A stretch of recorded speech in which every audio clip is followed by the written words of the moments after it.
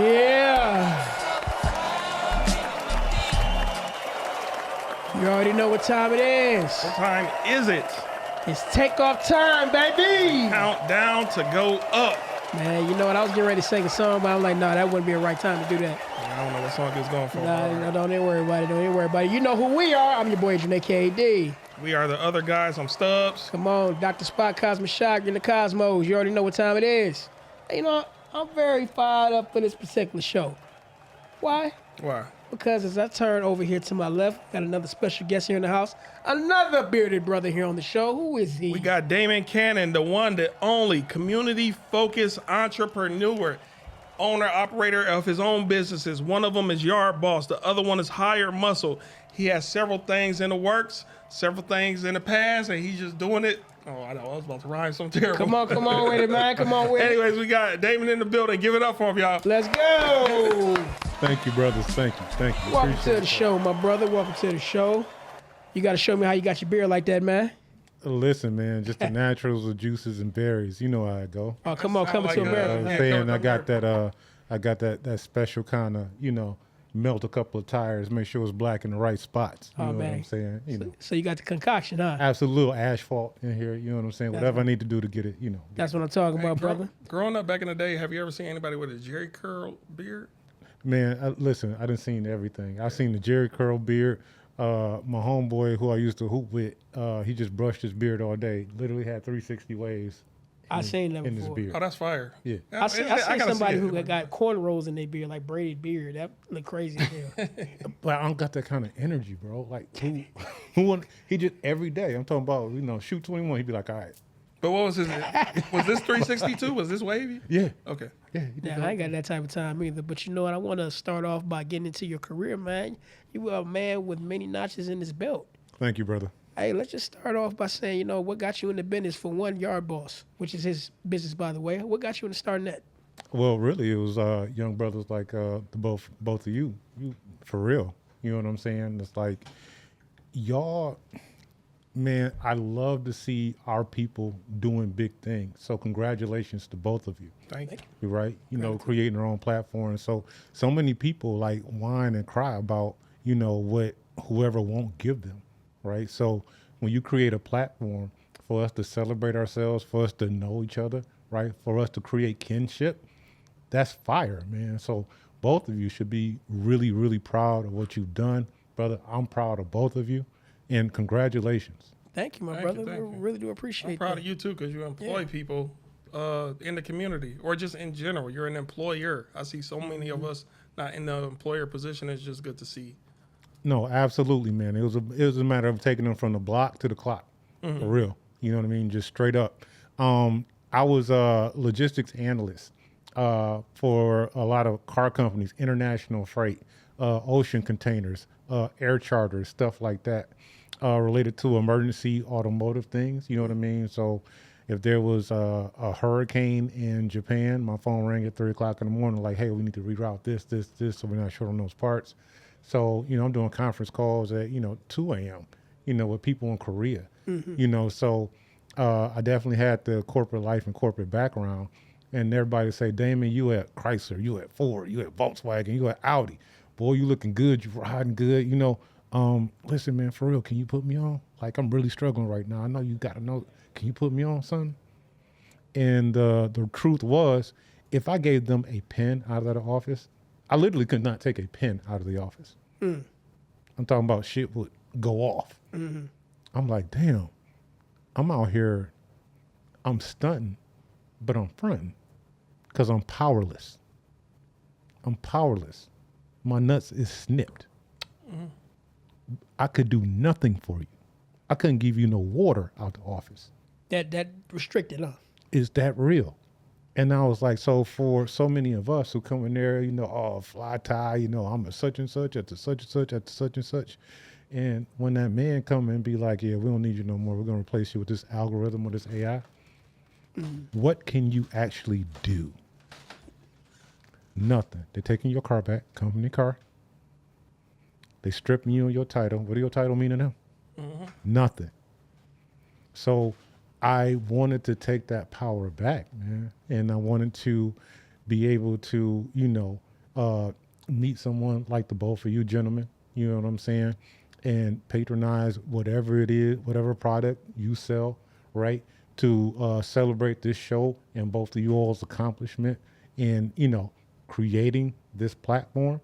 Like, you know, but that's what it was all about, man. It was just about being able to SOS. We save ourselves. And that's what we're doing right now. You know, when you speak, you remind me of the words of Elijah Muhammad, do for self. Absolutely. And that's the mindset that I got when I got from, because right now where I'm at, well, where we are, not just me, where we are, we want to focus on independence, independent from the system to, to help other people, bring their stories to life. So I'm actually happy that you're doing what you're doing. Hey man, listen, it's just it's really a labor of love. You know what I mean? It's like, and then you get to the people on your block. It's like the best day of my life. It started off as a rough day. I think I told the story on my Instagram. Started off as a rough day. Had a truck with a flat tire. I had an angry customer. We were moving the Detroit Police Department, 2nd Precinct, right there on Schaefer and Grand River, right? Man. And a guy was giving us a hard time. Chill out. I don't mean to traumatize you. You okay? Man, you okay? We'll talk when the camera goes. All right. That precinct, I got jealous. I'm sorry. You know what I'm saying? Let my heart skip a beat every time But we were moving them, man. That was like a 3-day process, moving them to a different precinct on Conant. I'm sorry, my moving company, Hired Muscle Logistics, Labor and Moving in Detroit. We lift, relocate, repeat. We believe that strong guys and big trucks add value anywhere, every day. That's Hired Muscle. Shameless plug. You like that? I don't know what that is. It sounds familiar. It really does. No. Oh, that is I get what you're saying. Higher muscle. You plug to. Follow me now. Roll with me. I thought it was a TV show for a second. No. I know, Shameless. I just laid it down there. You know what I'm saying? You just slide in there. Yeah. You know what I mean? Once you said Shameless plug, it didn't even register what it is. I got you. I did want to know a few questions. Have you ever dealt with evictions? Absolutely. So that is our primary task. We work with, if you guys aren't familiar with the organization, Wayne Metropolitan. Yeah. My mama used to call it the food stamp office, right? Like, when people are in need of aid, low income folks, it might be a bus ticket, it might be a roof caved in, it might be a certain house fire. But when our most vulnerable residents, they come into trouble, they typically go to, Wayne Metropolitan. That's one of the biggest places that they go for assistance. And Wayne Metro contracts us on a lot of moves to go out and help those people. And when I tell you, you ever get into a business and you thought, or a job that you was like, man, I can't wait till I get this job, and you get it and you be like, this some bullshit. My last job. Okay. Yeah, so you feel me? Yeah. So we are just around the corner from like Indian Village, where all the big mansions are near Belle Isle and all of that stuff. That's my that's my hood, right? And I thought I wanted that customer, right? So we moved quite a few mansions in Indian Village, and it sucked. Rich people don't tip. They are extremely petty, a lot of them. And I think a lot of it is because it's generational wealth, right? A lot of times it was just kind of passed down to them, right? So they've just always been in this cushy place, and comfortable, right? And they can't relate to you and I at all. You know what I'm saying? They'll smile on our face and they'll laugh at us, but they can't relate to nothing that we do. So I'll give you one example. We had a lady who she misplaced some cash, accused our guys of it, then realized she misplaced it, and she apologized. She said, no. I misplaced this before you guys arrived. And of course, we found the cash, $2,500. Now, this is a crew of 18 to 23-year-olds, 7 of them. They gave her money back. And they completed the move successfully, about 320 pieces altogether. You think she tipped them? She bought pizza. Hot and ready, huh? It wasn't even that good. Oh, wow. Yeah. I mean, but that's something. I do devil's advocate a lot. She bought pizza for all of them, though, right? No. Oh, not for all of it. For her. Whatever. Who? She bought. It's 7 of them. She bought 1 pizza. She gave everybody a tombstone. That's what it was, huh? That's what it sounded like. Oh, one of them pizzas. One of the tombstones. DiGiorno. Yeah. That's man. Hold on. Wait. If you don't get that bullshit out of my face, bitch. Can I ask you a question about that since we're on that topic? Now, when we mean rich, does race play a factor in that, or is just the mindset of the rich in general? It's a mindset of some rich people, or people who, I'm not even going to just say rich. I think people typically when they get to a certain level of, I guess I'll have to say class, since that's the easy word to use.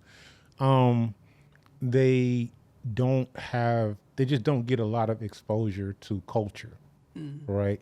And they're super guarded, and they always feel like you're trying to take something from them. And it don't matter what race or what background they're from. Is all the same. As much as they took from us, they feel like we trying to take something from them. Absolutely. That's wild. And I think the real thing is their parents taught them like, hey, eventually they're gonna wise up and take it back. Yeah. Because they can, right? And that's what we're doing right now with our entrepreneurial ventures. You know, we rising up and we're taking it back. But I'm sorry, bro, but get back to your question. Like, yeah, like the most vulnerable people, I thought I wanted that customer. No, it's the worst experience in the world. You know, I've labored days and days for these people in, 12 bedroom homes, 10,000 square feet. And they'll be like, hey, there's a stain on my rug. I think one of your guys stepped on my rug. So I'm just going to hold the check until you get the rug clean. They will pull that? Absolutely. 100%. So, like, would you be obliged to do something like that, or what would happen? No, absolutely. What else can you do? That's not the contract, though. That's not the contract. What does the contract state? The contract is the contract, but if they do a chargeback, the credit card company is always going to side with them. It's always going to side with them, and regardless of the contract. Okay. Right. So it's just crazy. I got with Wayne Metropolitan in the city reached out to me to start doing what they call emergency moves, and it turned out to be my original crew did not want to do them at all. They was like, hey, a lot of these people got roaches. A lot of these people a little crazy. A lot of these people, going through things, alcoholism, domestic violence, house fires, bed bug. You don't know what's going on in there when you get in there, right? When you're in the hood for real. You know what I mean? With our most vulnerable residents. That was a huge problem for me because I'm like, listen, all of us have been there, right? Or have had family that been there. We can relate to that. And we are going to give them the same level of service as we did with those folks in Indian Village, in Palmer Woods, et cetera, right? And that is my standard. So I do want to know, since you talked about the people who don't tip, what do you think are the best people that do tip?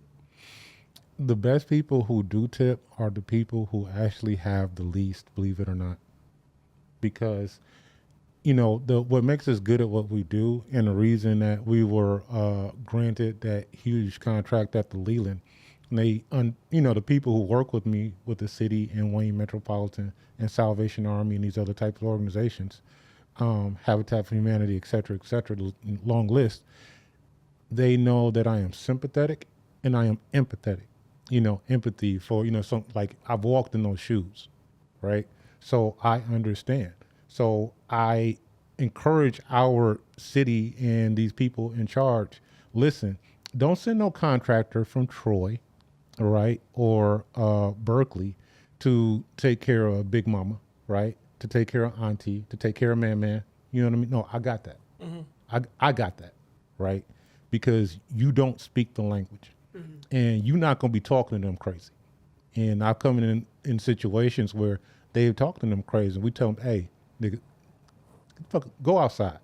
Go outside. Oh, who are you? Are you in charge? You what to say? I'm in charge now. You ain't got nothing else to say to her. You talk to me. Where the fuck do you get your positioning? I feel like I feel like Atlanta used to have a stipulation. I want to say it was Atlanta, to where all city contracts had to go to the residents of the city.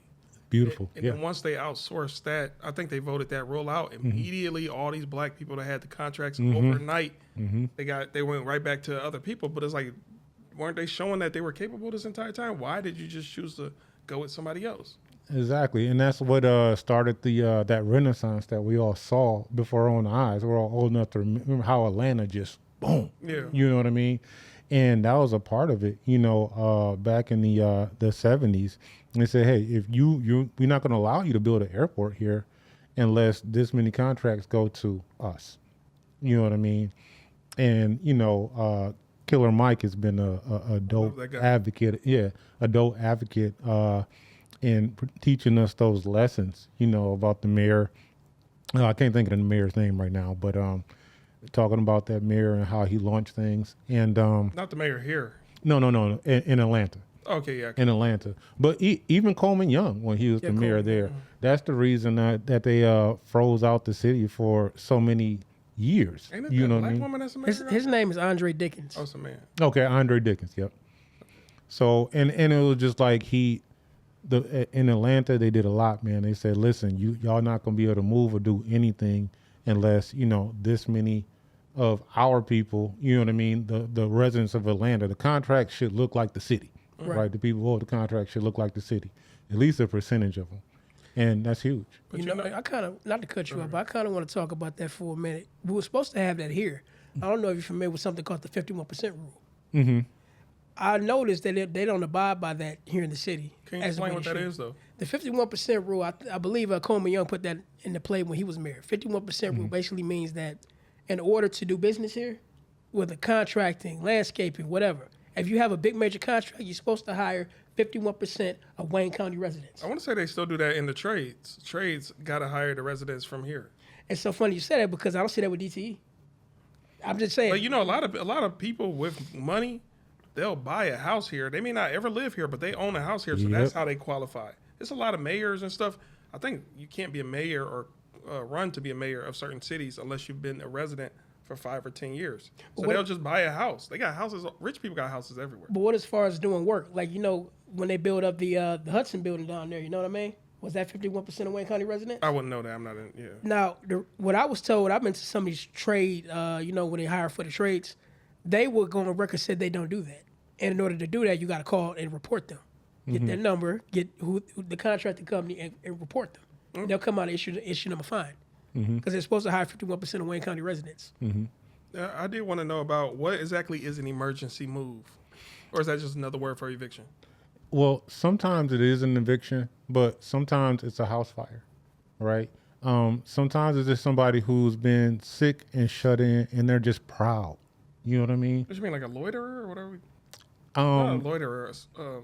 What's those people? Hoarder? Yeah, yeah. So we've had multiple hoarding situations where, I need to go in there, gloves, hazmat suit, 3 truckloads, How bad? What's the worst? Oh, man, listen, some of the worst smells you ever smelled. You know what I mean? Like, some hoarders are good. It's just all newspapers, but I'm sure you... No. There's nothing good about any hoarding. I'm saying I'd rather hoard somebody piling up newspapers than... stuff to the ceiling, don't it? Yeah, I mean, stuff to the ceiling. You're talking about you can't walk through anything. I'm talking about, 5-year-old pizzas. I'm talking about, man, just anything you can think of, and just...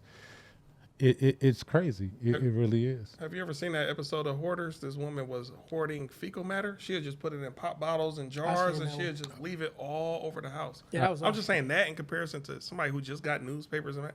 Give me the newspaper. Listen, you say give me the newspapers, but you know it's going to take residents up under those newspapers? What? The creepiest crawlers you've ever seen.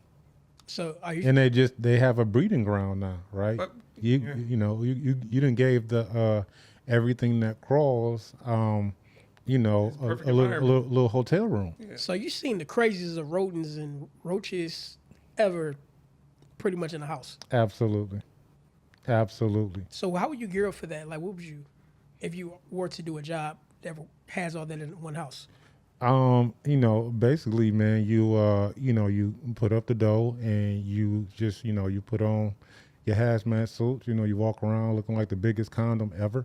You know what I'm saying? Ain't nothing wrong with And that. you move that way. It's protection. You know what I mean? You move that way. But at the same time, you have to, it goes back to that, being sympathetic and empathetic, understanding that, hey, I'm here taking care of my people, right? And, we all have that auntie or that uncle that, tried to live independently for too long and nobody stepped in and said, hey, you need to come get Unc, right? And I've had to make those calls personally. I need you to come get Unc, right? And Unc can't watch the kids no more, right? I get there, order a pizza, hold somebody's hand, tell my guys, listen, make sure he or she gets what they need. Make sure he or she gets to the destination that they're supposed to get to. Let me speak to someone. I'm not just going to do the warm handoff to whoever's job that is. I need confirmation because I take it upon myself to make sure that we're taking care of our own. I do want to know, have you ever tried asbestos abatement as a business? It's a lane there, right? And, so we talk about the problems associated with when, you guys keep touching on the problems associated with what we do now. And that's a good thing. That's a sign of superior intelligence from both of you brothers, because you both understand that inside of every problem is an opportunity. And you all keep recognizing, and that's what you keep doing. You keep recognizing the opportunities in what we do, opportunities to spin off into other businesses, right? So Hired Muscle is a logistics, labor, and moving company. And my mindset behind launching a landscaping company, Yard Boss, I was like, you know what? Let us do the repair because we're already there, right? You know what I mean? Like what we do marries into so many different things. So landscaping was probably the easiest transition, right? Because, we all know, some talented people in that space. And it was like, okay, what don't they have? They don't have insurance. They don't have documentation. They don't, you know what I mean? I'm like, I got that, right? And I put up the dough for the equipment, right? Because that's what the boss got to do. You're not the boss. You put up the dough, right? Y'all have to buy this. You know what I mean? And yeah, that's how, Yard Boss came to be in existence. So you're absolutely correct. It's like you get into a business, and just like my transition from moving mansions to doing social service nonprofit agencies for the most part, with emergency situations, hoarding, house fire, flood, et cetera, we just found another lane within that business. And it turned out to be much more lucrative and much more beneficial for our community and our people. Now, can I ask you, not to cut you off, bro, but I just want to know, since you're in the business of labor and moving things, do you see a lot more people want to be involved in that type of business, or you usually have to find people to help you? The thing is finding the right kind of people to help me. You know what I mean? It's like I can always find bodies. Every generation is a little different. The younger guys typically they struggle sometimes in terms of how to receive and take instruction from their elders, and how to approach those situations, because, we don't go outside anymore like that, right? We don't go outside and play. You know what I mean? And that was just so crucial. You know what I mean? It was that one girl you couldn't stand down the street, but she used to, whoop your ass because she liked you. You know what I mean? That's not around. And you know what I mean? And now it's like you send that same kid outside today, and the girl hit him and pinch him too much, he gonna be like, pow. Like, whoa. You never learn those social skills. Yeah. You know what I mean? And then you have the mama who never learned those social skills. She's like, you hit my baby, you hit him back. No, that's not okay. That's not okay, right? So they've never learned basic social skills. You know what I mean? How to deal with the elders. Like Mr. Craig was next door to me, you know what I mean? And he was like a street mechanic. And I'll be like, hey, Mr. Craig, I got a flat. Hey, can I pay you? You can't pay me to do shit, boy. I tell you what, you going to change this tire and I'm staying here right here watch you. And I'm going to tell you exactly how to do it. That's You cool. know what I mean? I appreciate that. That's You know what I'm saying? Cigarette flicking in his mouth. Little nigga, you don't know shit. He taught you how to Move like this, move like that. All right, boy. You know. What you say, bro? I say he taught you how to fish. Yeah. Yeah, exactly. Exactly. He was like, okay, congratulations. You know, you got a little $20 so I can change this tire for you. I could. But, you know, I'm going to talk loud in front of your mama and she's going to be like, yeah, you get down there. Show him how to do it. Basically, he was teaching you how to be a man. He was teaching me how to be a man and how not to be sensitive. He was preparing me for the world, right? Because now when I got out into the world and somebody talked to me a little bit crazy, I wasn't breaking down. I didn't put myself in a position where I'm going to jail. I didn't cry, right? Yes, sir. No, ma'am. Yes, sir. No, ma'am. Yes, sir. No, ma'am. Especially when it came to the OGs, right? Yes, sir. Yes, sir. Right? Because, you know, you might talk to me a little bit aggressively because you old. That's okay. You're brought up here in Detroit? Yeah, Okay. absolutely. I just want How do we get away? How do we get away from that model? You know what I mean? You know, mental health is important, bro. It's like you can't dismiss it because a lot of that stuff was, you know, technically, you know, unhealthy, right? And it was a real thing, you know. So, but like anything, man, it's pros and cons to everything. The fact of the matter is, they knew how things are supposed to be, but oftentimes that's not the reality. You know what I mean? And are you supposed to, you know, what was, you know, Mr. Craig or Mr. Brown or, you know, Miss Lula? Hey, your mama gonna tear your ass up when you get home. You better get your ass back in that house because she told you not to come back out there. You better not get off the porch. Right? And this is the community policing me, right? And if my mom was gonna be at work all day, I might get my ass tore up by the neighbor. And then your mom when she get home.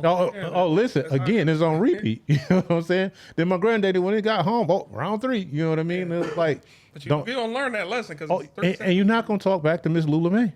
You're not.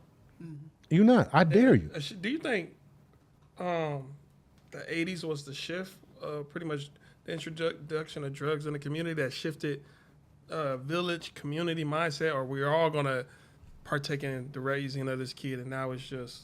Yeah, it's fear, right? Because when you dump a truckload of guns and drugs into a community, now, you know, y'all ever got, you know, son or nephew or something like that. All the cartoons are fight, fight, fight. You know what I mean?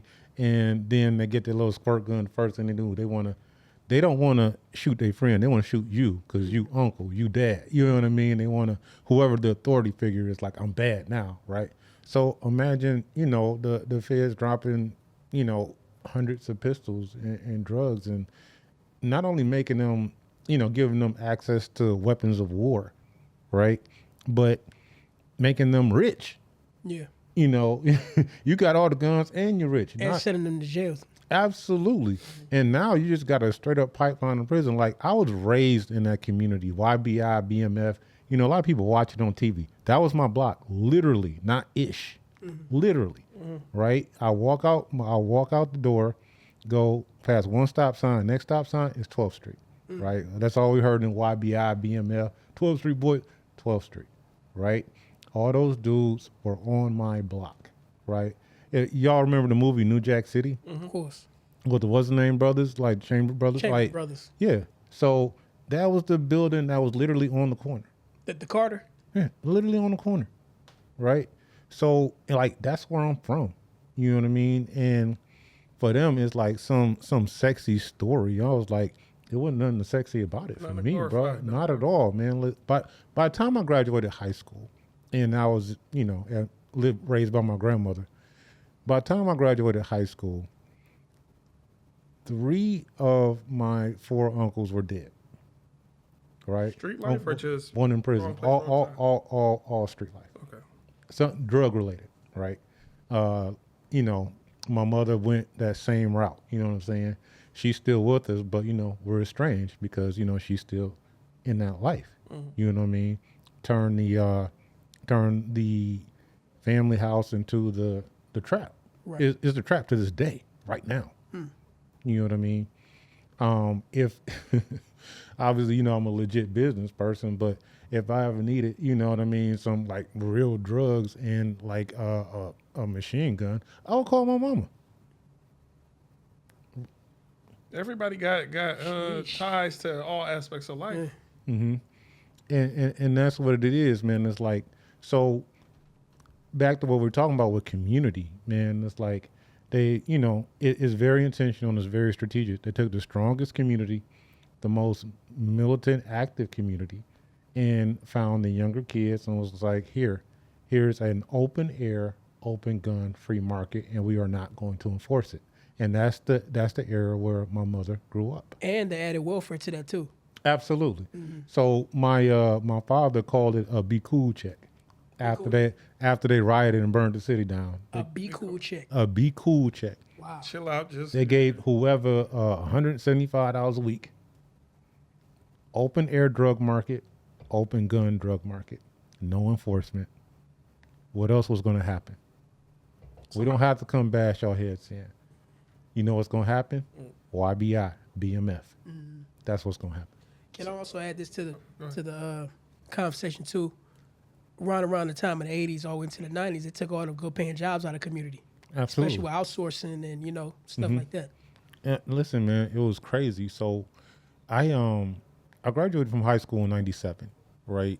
Like when I was just coming up, when I tell you anybody who wanted to get away from the street life and get a job, you needed to get on a bus for 2 hours round trip, 2.5 hours, just to find any gainful employment at all. At all. Right?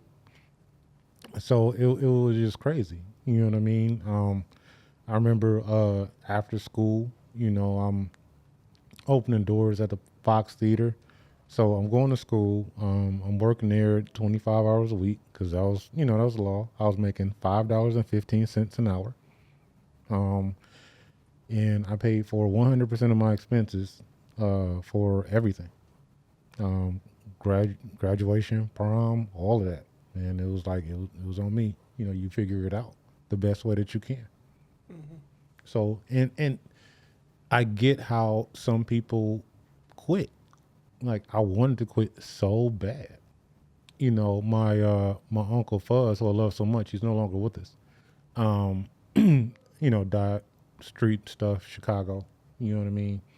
Because he was back and forth in Chicago, you know, with his wife and everything. But, you know, he was, and when I say my uncles, you know, being in the grave, they were my uncles only technically. These were my brothers, right? Because I'm raised in the house with them from a baby. So they were in the bedrooms upstairs next to me. You know, I never really had my own like clothes and stuff. It was just whatever they didn't want. That's what I would wear, you know. And I remember I was just so frustrated and so distraught. I went to my uncle who was really running things, you know, and I was just like, Uncle Fuzz, you know, like, can I get down?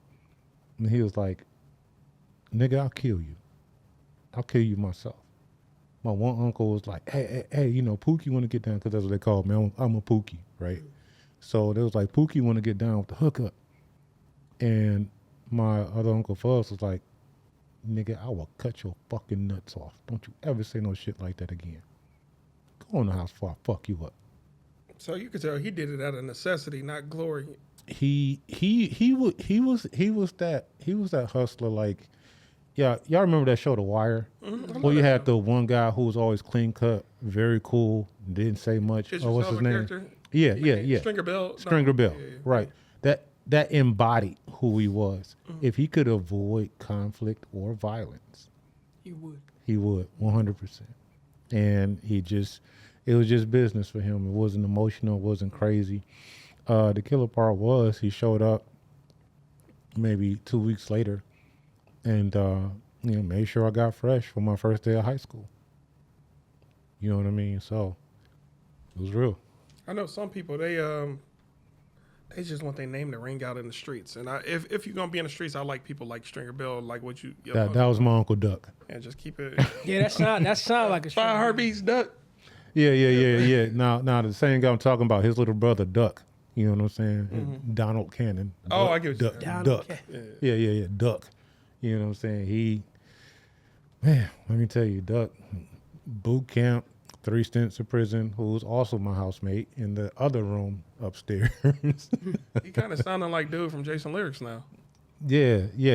Always in trouble, you know what I mean? But they were just polar opposites, you know what I mean? So, those were my strongest male influences, being in that space. And, you couldn't tell me that I lived in a bad neighborhood until, I started going other places, catching the bus out of the neighborhood to go to high school. And then when I came back, I was like, this shit is crazy. What high school did you go to? You know what I mean? I was the second graduating class ever out of Crockett High School. Out of Crockett High School. Even though Central High School, I could throw a football and hit Central High School. Mm-hmm. From your house or? From my house, from where I lived. So why Crockett? Nobody could catch up with my mama long enough for her to transfer me. So my address technically put me in the district for Cody.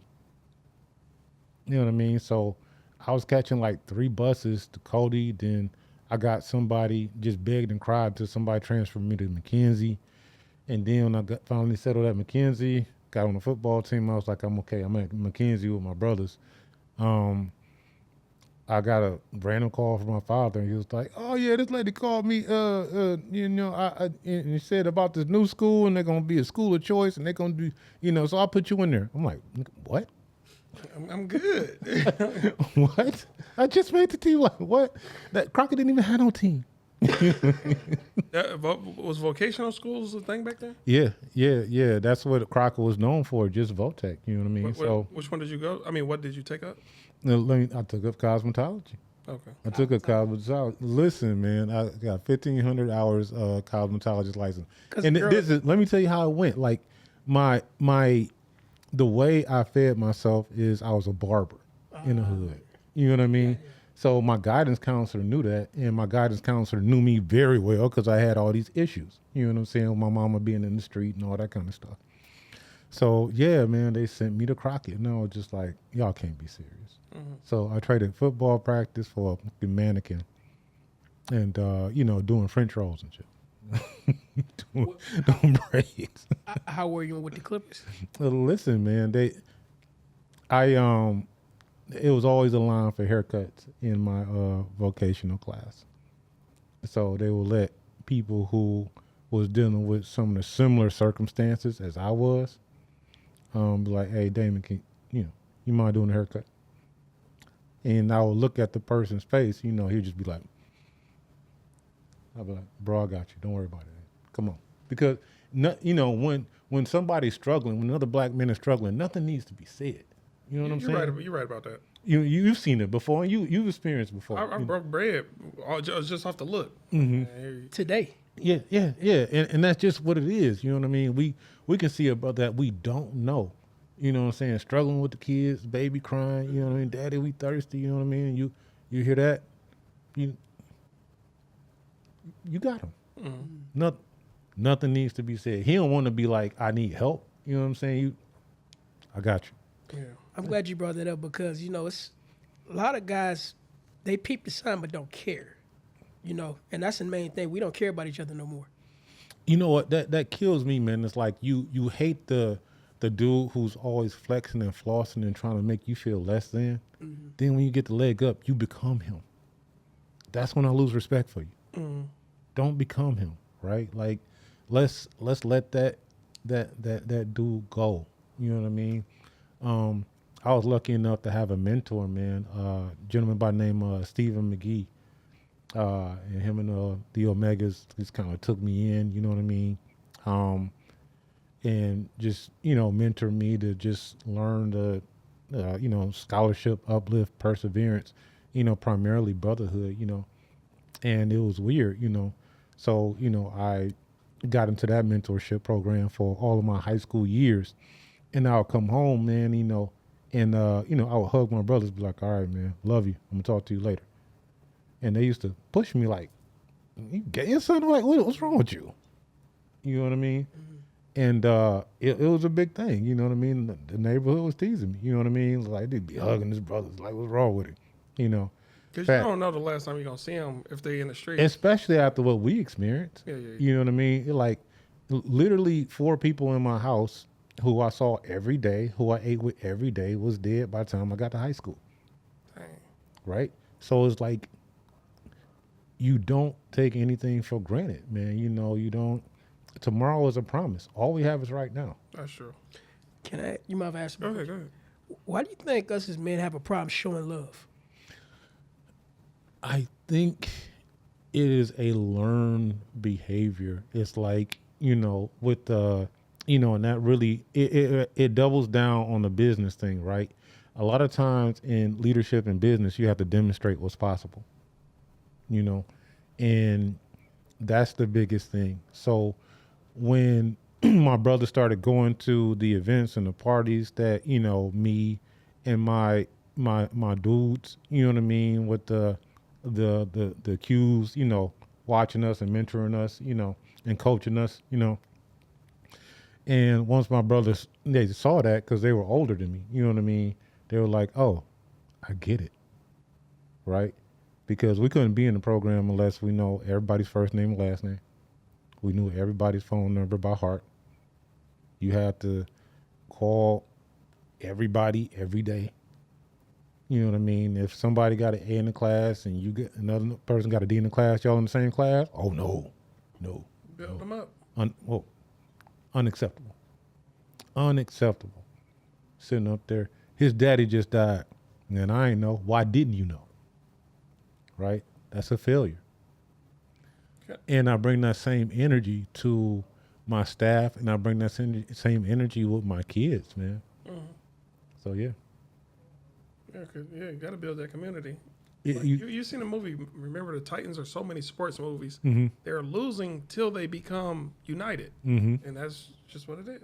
And that's just what it is, man. You don't know what somebody going through for real. Mm-hmm. And what happens is when everybody pretending it's all good, when somebody going through it and ready to, you know, just get out of here. You know what I mean? Like that hug or that extra $5 to get him something to eat when everybody else is getting something to eat around him. That's the difference between him committing a felony and doing something stupid. You know what I mean? Or snapping or, you know, something worse, right? So it's like sometimes it's the little things, you know, you do that communication. But like it was a learned behavior. I had to learn. I had to see it. Mm-hmm. Somebody had to demonstrate that was possible for me to look a man in the eye and say, hey, I love you. You okay? You know? And for that to be the norm. So I'm not going to lie. I didn't have those experiences. So usually when somebody say it to me, it's either they drunk, because, you know, dude, when they drunk, they say, man, I love you, dog. Other than that, it feel weird. Even then, I'm just not used to receiving it from another male, but I understand it's a hurdle. Mm-hmm. Get over it. Like, somebody actually cares about you for real. No, I mean, it's real. And it's like, I don't have to know you. Yeah. You know what I mean? I don't have to know you to see myself in you. I don't have to know you to see myself in you. You know what I mean? It's like both of you brothers are serious entrepreneurs. You are demonstrating what's possible. That's leadership, right? And you all are giving me a platform to share what I know and what I've learned, right, the hard way. And, you know, maybe 6 people hear this, maybe 600,000 people hear this. Either way, it matters, bro. It matters. Like it's so easy for me from that space because I believe it. I love you.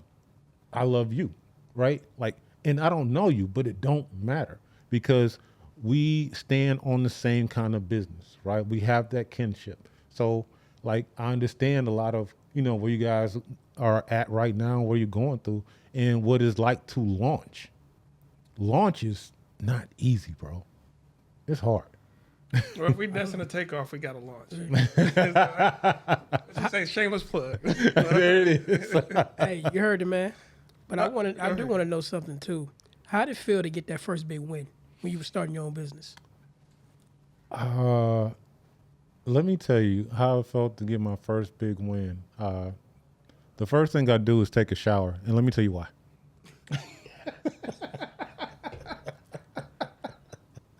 Let me tell you why. Let me tell you why. I'm talking about I brush my teeth in the shower, I clean my toenails. You know what I'm saying? I get the rubbing alcohol like Big Mama used to have, and the green kind. Like, It don't sting. man, listen, it don't matter after I tell you this story. So, this huge property management company out of Massachusetts calls me. You know, and people don't have the type of drive I have, you know, because they've never been broke like I was broke. You know what I mean? So it's crazy. I'm talking about, you know, no money for lotion and deodorant in junior high school, elementary, you know, like that. You know what I mean? Like no money. So when this property management company called me in my second year of business, for the Pavilion apartment buildings right behind Henry Ford Hospital. Yeah, I know what that's at. Yeah, you know what it is too. Mm-hmm. So I guess they hired 3 or 4 moving companies before me, and they all quit because it's like they have a tower with 16 floors, and they have standalone units also on the property. They called me in on a Tuesday and asked me if I could be there on Thursday to start moving. When I tell you, there were 21 flavors of roaches in that building. There were white ones too. White. When you say a white roach, that means it's a billion. Yeah, exactly. That's the alpha, right? Yeah. That was the alpha roach. You're like, all these are my children, right? But like, you know what I mean? And it was crazy. 1 passenger elevator, 16 levels. Ooh. And I had people going from 2 to 7. No freight, just the passenger. Just the passenger. That's crazy. And and it was busy. The building was packed. So people were in the building while y'all were. Yes, sir. This was not an empty building. I know y'all wasn't doing the stairs. Y'all was. We did straight stairs, sir. How many people were in the building? I'm just curious. The building was full, so 16 levels. They said they only had 6 vacancies. So this was like an apartment complex. Yes, sir. Oh, that made more sense. So it was a tower. Then it was like standalone units, like, you know, outside or whatever. Like, you know what I mean? But, you know, the scariest part was the tower. I'm talking about roaches in the fish tank. how big was your crew back then, or for that job? Let me tell you. If it's 2 people there. No. Man, let me tell you, I cashed in all my chips. I was like, what's up, bro? You all right? I'm good. Hey, bro, I'm so proud of you with your business. I love you. I was like, I love you too. Now, now I'm gonna need you to pull up. And when I tell you, man, I had people pulled up for a day. I had people pulled up for 7 days. I had people who pulled up for 17 days. Right? But we figured it out. And my partner at the time, well, she wasn't my partner then, but I made her my business partner after we, you know, pulled off this contract. Mm-hmm. But I had anywhere from 9 to 15 guys every single day at those apartments for 2 months. Mm-hmm. Y'all got it done. We got it done. When I tell you I sold everything I had, I sold a car. I did moves during the day and got with them at night while they was there. And all the money I made from the moves during the day, I gave it to them at night. I ate hot and readies. You know, I hadn't had a bowl of cereal since I was probably like 13. Yeah, I had cereal for them couple of months, man. I was like... Gotta do what you gotta do. Listen, man, it was terrible. I had the most ramen of the noodle, my nigga. Like... Oh, so you don't get the... Yeah, you won't get the check till it's all done. I won't get the check till it's all done, and you know, and some smarty gonna be like, "Oh, it's called financing and lending." This year 2, bro. We straight up startup from the bottom. It wasn't none of that. I didn't know what a Detroit Economic Development Corporation. I didn't know about any of that stuff, right? There was no mama to call. There was no daddy to call. It was just me. But it's always been that way since I was a kid. So we figured it out. But see, that made you better. That made you figure it out. Absolutely, because what the other companies did, the reason it got all the way down to me, and I was like number 10 on the Google list, right, is because nobody else would do it. Right? And even my guys was like, this is not possible to do, Damon, you crazy. And I was like, what's the chances of all of us being alive? This building, right? Yes. Yeah, make it show. Yeah, that's exactly the building. Why did you do that to me? I need No, to, my fault, I bro. need to go sit down. I need to go sit down. Traumatizes me. I need to go man. sit down. Like, Why you traumatize me? just pour this water on myself and wash up. That's why I didn't want to look it up.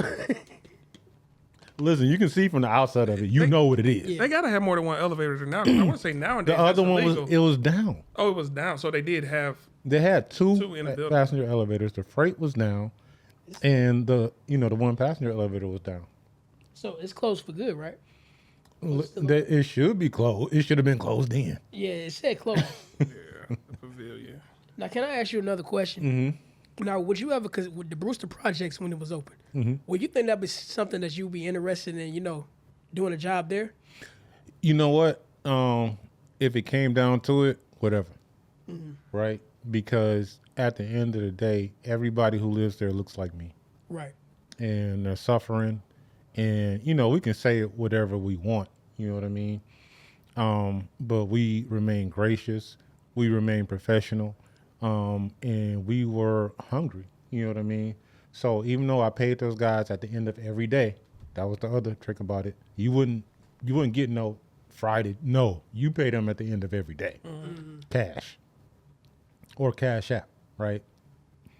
So that was a challenge, man. And right when I got the burnout, right when there was nothing left to sell, right when, all my girls had stopped calling me and my main girl had played me real bad, I got a check in the mail for $60,000. And that was just a partial payment. That's how it's supposed to be. Saw it through. So we saw it 90% of the way through. Got fired at the end. At the end. So somebody else could get the credit, or what's going on? No. It was still about $15,000 left on the table. And they had warned my son and his little friend, this is a federal building. We don't It's need to. a federal contract. We can leave it at that. Yeah. So, how about those Lions? He can tell I'm still mad. Yeah, I can tell. I do got a few things I just want to know about. For one, city contracts. I just want to leave it vague. Thoughts on city contracts? City contracts are, you want to know somebody like me or have a relationship with somebody who's done it before, because because I went into that space and not knowing anything or anyone, and it will take you a long time to figure it out. Now, they have done a great job just over the last 3 years to cut out a lot of the red tape. Okay. I remember when I started, I'm talking about, they'll be like, well, the city got to come out and inspect all your stuff to make sure you are who you are, you were where you say you're going to be, and you got the equipment that you say you got. And by the time, and you got to buy all this insurance. By the time they got to me, the insurance had lapsed 3-4 times. You know what I mean? It's like, I'm like, why am I paying all this extra insurance so I can do business with the city? And like, we done made like 8 payments and y'all still ain't got here. It's been like, so it's you like got- 8 months. That's crazy. You can't just activate the insurance when you start. No. It already got to be. Oh, that's it. Yeah. It was stuff like that. You know what I mean? I was like, we small. We can't do that. We can't carry 5 million in cargo liability and auto insurance. Wow. And y'all say, oh, we're gonna be out there as soon as possible. And 6-8 months go by. Why take them so long to do that? You know what? It's just the way things were, but it is much better now because they have people who are committed. Things don't fall under just like a big umbrella apartment, right? Now they have district liaisons and people that you can identify and be like, you. That's what y'all do, right? Y'all make sure y'all get the Damon and it don't be no, 3 months, because they're a small business. They can't do that. They literally can't do it, And then when they finally get to you, they'll be like, oh, well, you don't got it. So, and it'll be somebody who didn't care, right? Because they're just like, you know how we are at work. You know what I mean? It was like, listen, I'm at work. It's after 5. Yeah, it's like whatever. So it's gotten a lot easier to do business with the city now. And now it's organizations that I would recommend that you all be a part of, you know what I mean? Or at least follow. Black Leaders Detroit is one, you know what I mean? BLD. We just did a lot of work with them with their building fund. They say, hey, if you got a house from the land bank that you own already, and you with us, you ride with us, we can give you up to $90,000 or $150,000 to finish fixing up your house. What's another one? Right. Another one is going to be the MBBA, the Michigan Black Business Alliance. I heard of them. Right. Charity Dean and her crew, super dope and amazing over there. MCCF, the Motor City Contractor Fund, super dope and amazing. They just gave us a $5,000 contribution to help with our small business. And the thing that's beautiful is a cohort, right? So when you see things that relate to cohorts, do it if you can do it. What's a cohort for the people out there? So, so let's say they put together a detailed coursework for all people who are broadcasting and media professionals.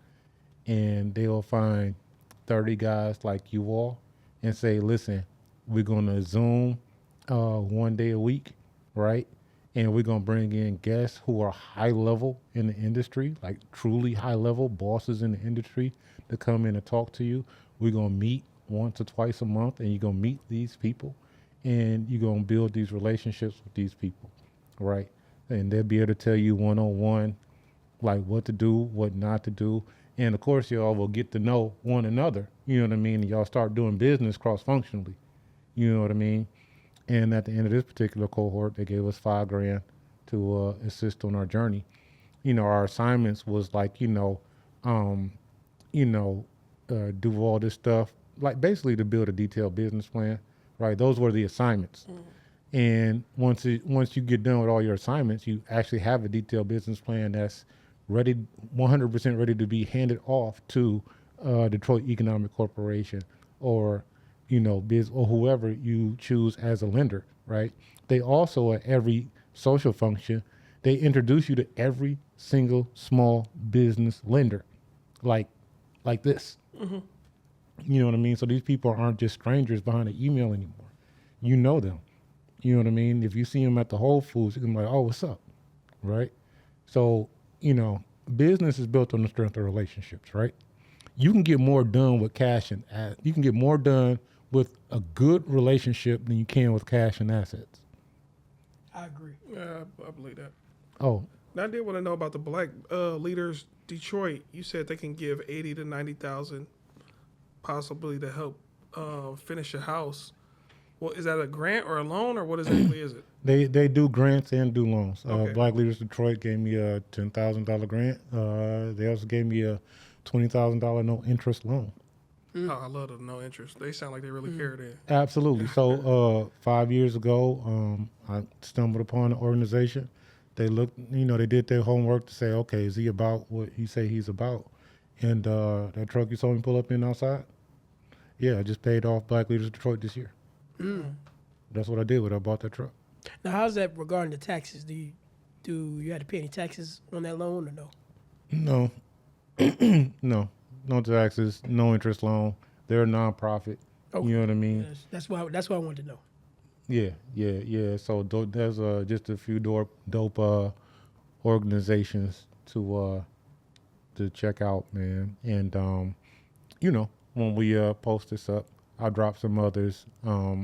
Whoever not coming to mind right now, but I'll drop some more. Yeah, Okay. we'll do because we need to know these things. Absolutely, man. It's crazy. It's like we need to know these things. You need to know people who actually met the people and went through it, right?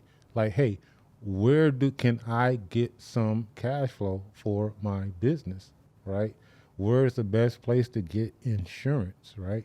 Because before you do any commercial business, before the city hires you to do this exact same thing, right? They're gonna be like, okay, who insures you, right? If I need to write you into my certificate of insurance for that day, in that time, I will do that, right? I can do that, right? And that's why we talk about relationships, right? As opposed to you know what I'm saying, down payment. Y'all know how insurance go. And I'm like, oh, we're gonna call Dan. Makes sense. Now, I did want to know demolition. Do you deal with demolition? We do a demo, absolutely. What company does that fall under? Is that That's also under hired muscle. It's hired muscle, logistics, labor, and moving. okay? Yeah. So it's a bunch of umbrellas just under that company, or a bunch of moving parts. Absolutely. You know what I mean? Hey, let us do the repair because we're already there, right? You know what I mean? So we want to, and if you tie that in with the landscaping company, Yard Boss, Detroit, right? Yeah, you know, we And can. then summer, winter, yard boss. Absolutely. Okay. Absolutely. So let me also ask you this: when it comes to demo, what do you think would be the largest property you ever demoed before? You know, I got one coming up through Zest Property Management, which is another good company to work for. They're dope people. One of the biggest property management companies in the state of Michigan.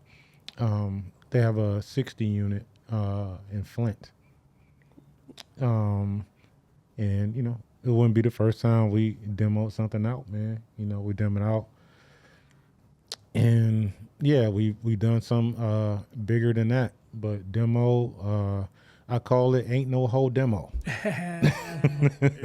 Because you all have done it before, man. It could I've be a demoed little, before. it's a little tedious. You know, I remember I was dealing with this girl a while ago who was you could tell she had anger management issues. And one day she was going through something when I was demoing the house, and I was like, just come through.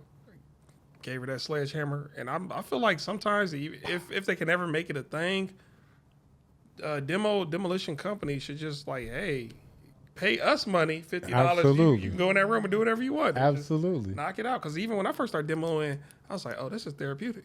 I don't like grabbing all the wood and throwing it in the bags to put it to the dumpster, but just knocking them down, therapeutic. Yeah. Listen, man, you can get it. It helps some days. I did that with concrete. With smashing concrete. Yeah. Man, like you said, hey, you would never know how good you feel until you smash some concrete. Hey, Have you ever tried what they call it, a rage room? you Well, know, I'm sure you don't have to, cause no. I got 3 kids. Now, I'm glad you brought that up. How is it being a family man and running a business at the same time? How does that coincide? You train your replacement. With your children, right? Absolutely. You train your replacement every single day. You know what I mean? I tie in our day-to-day lives with, you know, business lessons. You know what I'm saying? So that's a real thing for me. You know what I mean? I'm passionate about what we do. I want them to have freedom. And what's the best thing about freedom? Freedom is time, right? Time to do what you want to do. Time to find yourself. You know, time to step away when you need to step away and just breathe. You know what I mean? You want to go to the waterfront, just put your feet in the water and not be bothered for 2 hours. You know what I mean? Like I called my associate and was like, hey, you know, I'm doing some media for a couple hours, you know, payroll, whatever. Here's a chunk of money. You distribute it. How you gonna distribute it? And I get to do this, man. So time is your only real currency. You're not lying, because this podcast, I don't even get to have fun no more in the ways I used to have fun. I'm always editing, but this do it so much now. This is actually now fun to me. Think about what will make you part with your money for more free time. Yeah, and health. That's all. The wealthy. That's all they care about is their time and their health. That's it. That's it. That's it. That's the only thing that's really worth anything. Everybody be like, hey, what would be? I'll buy this. I'll buy that. Okay, when you get done buying stuff, then what? Oh, I'll be on this side of the world and that side of the world, and that's right. And you won't be bothered. Just think about all the people who spend money on Our Sam and Fat Farm companies that nobody don't even wear that no more. It's such a waste, bro. And it's like you spend money on Our Sam and Fat Farm, but if you to put that same money into some Apple stock, which is right there on your damn Cash App, then you'll have everything you need. You'll have more money, and more importantly, you'll have more time. I do want to ask this question. Don't want to. Well, I'll just ask it. Every man wants to leave a legacy or leave something for their kids. Now, what if you do leave this business to one of your kids and they immediately turn around and sell it? Would that make you feel a type of way? No. And I'm going to tell you why, because, it's like they have to walk their own journey. You know what I mean? I tell people that as it relates to business. I'm like, listen, you'll find your family when you walk your journey, right? You can be like, hey, my cousin helped me, my brother, this, that. No. Bloodlines are overrated, right? You're going to find your family when you start taking those steps to do what you need to do. So they have to walk their own journey. This is my journey, right? And I'm going to leave them with what I'm going to leave them with, right? I've already done my will. I died once before. You know what I'm saying? Like, so I know it's no joke. And that was just a little over a year ago. You know what I mean? What do you mean by that? Oh, man, I was in a coma for days. You feel like telling that story? Oh, absolutely. I died on the best day of my life. Birthday? No. Birthdays suck. That is No, man, birthdays suck because then you got everybody trying to be like, I want to see you on your birthday. Then you be like, oh. Okay, so You don't have to. so it's a payday then. It was, I'm trying to see the day. The best day, it got to be one of your children's birthday. A payday. let me tell you, it was the day where I knew I was free and I would have time. We had we had scored a big enough contract for me to be free from employers forever. I understand. You understand? I understand. Mm. Now I get to raise my babies the way I want to. I get to do what I want to do. You know what I'm saying? I have my children are 30, 27, and 12, right? So now I get to leave them a blueprint, really coach up the young adults, you know what I mean? Really coach them up, right? Like when you first teach them how to throw a ball, really coach them up in business. And my 12-year-old, I get to really lean into his world a lot more. You know what I mean?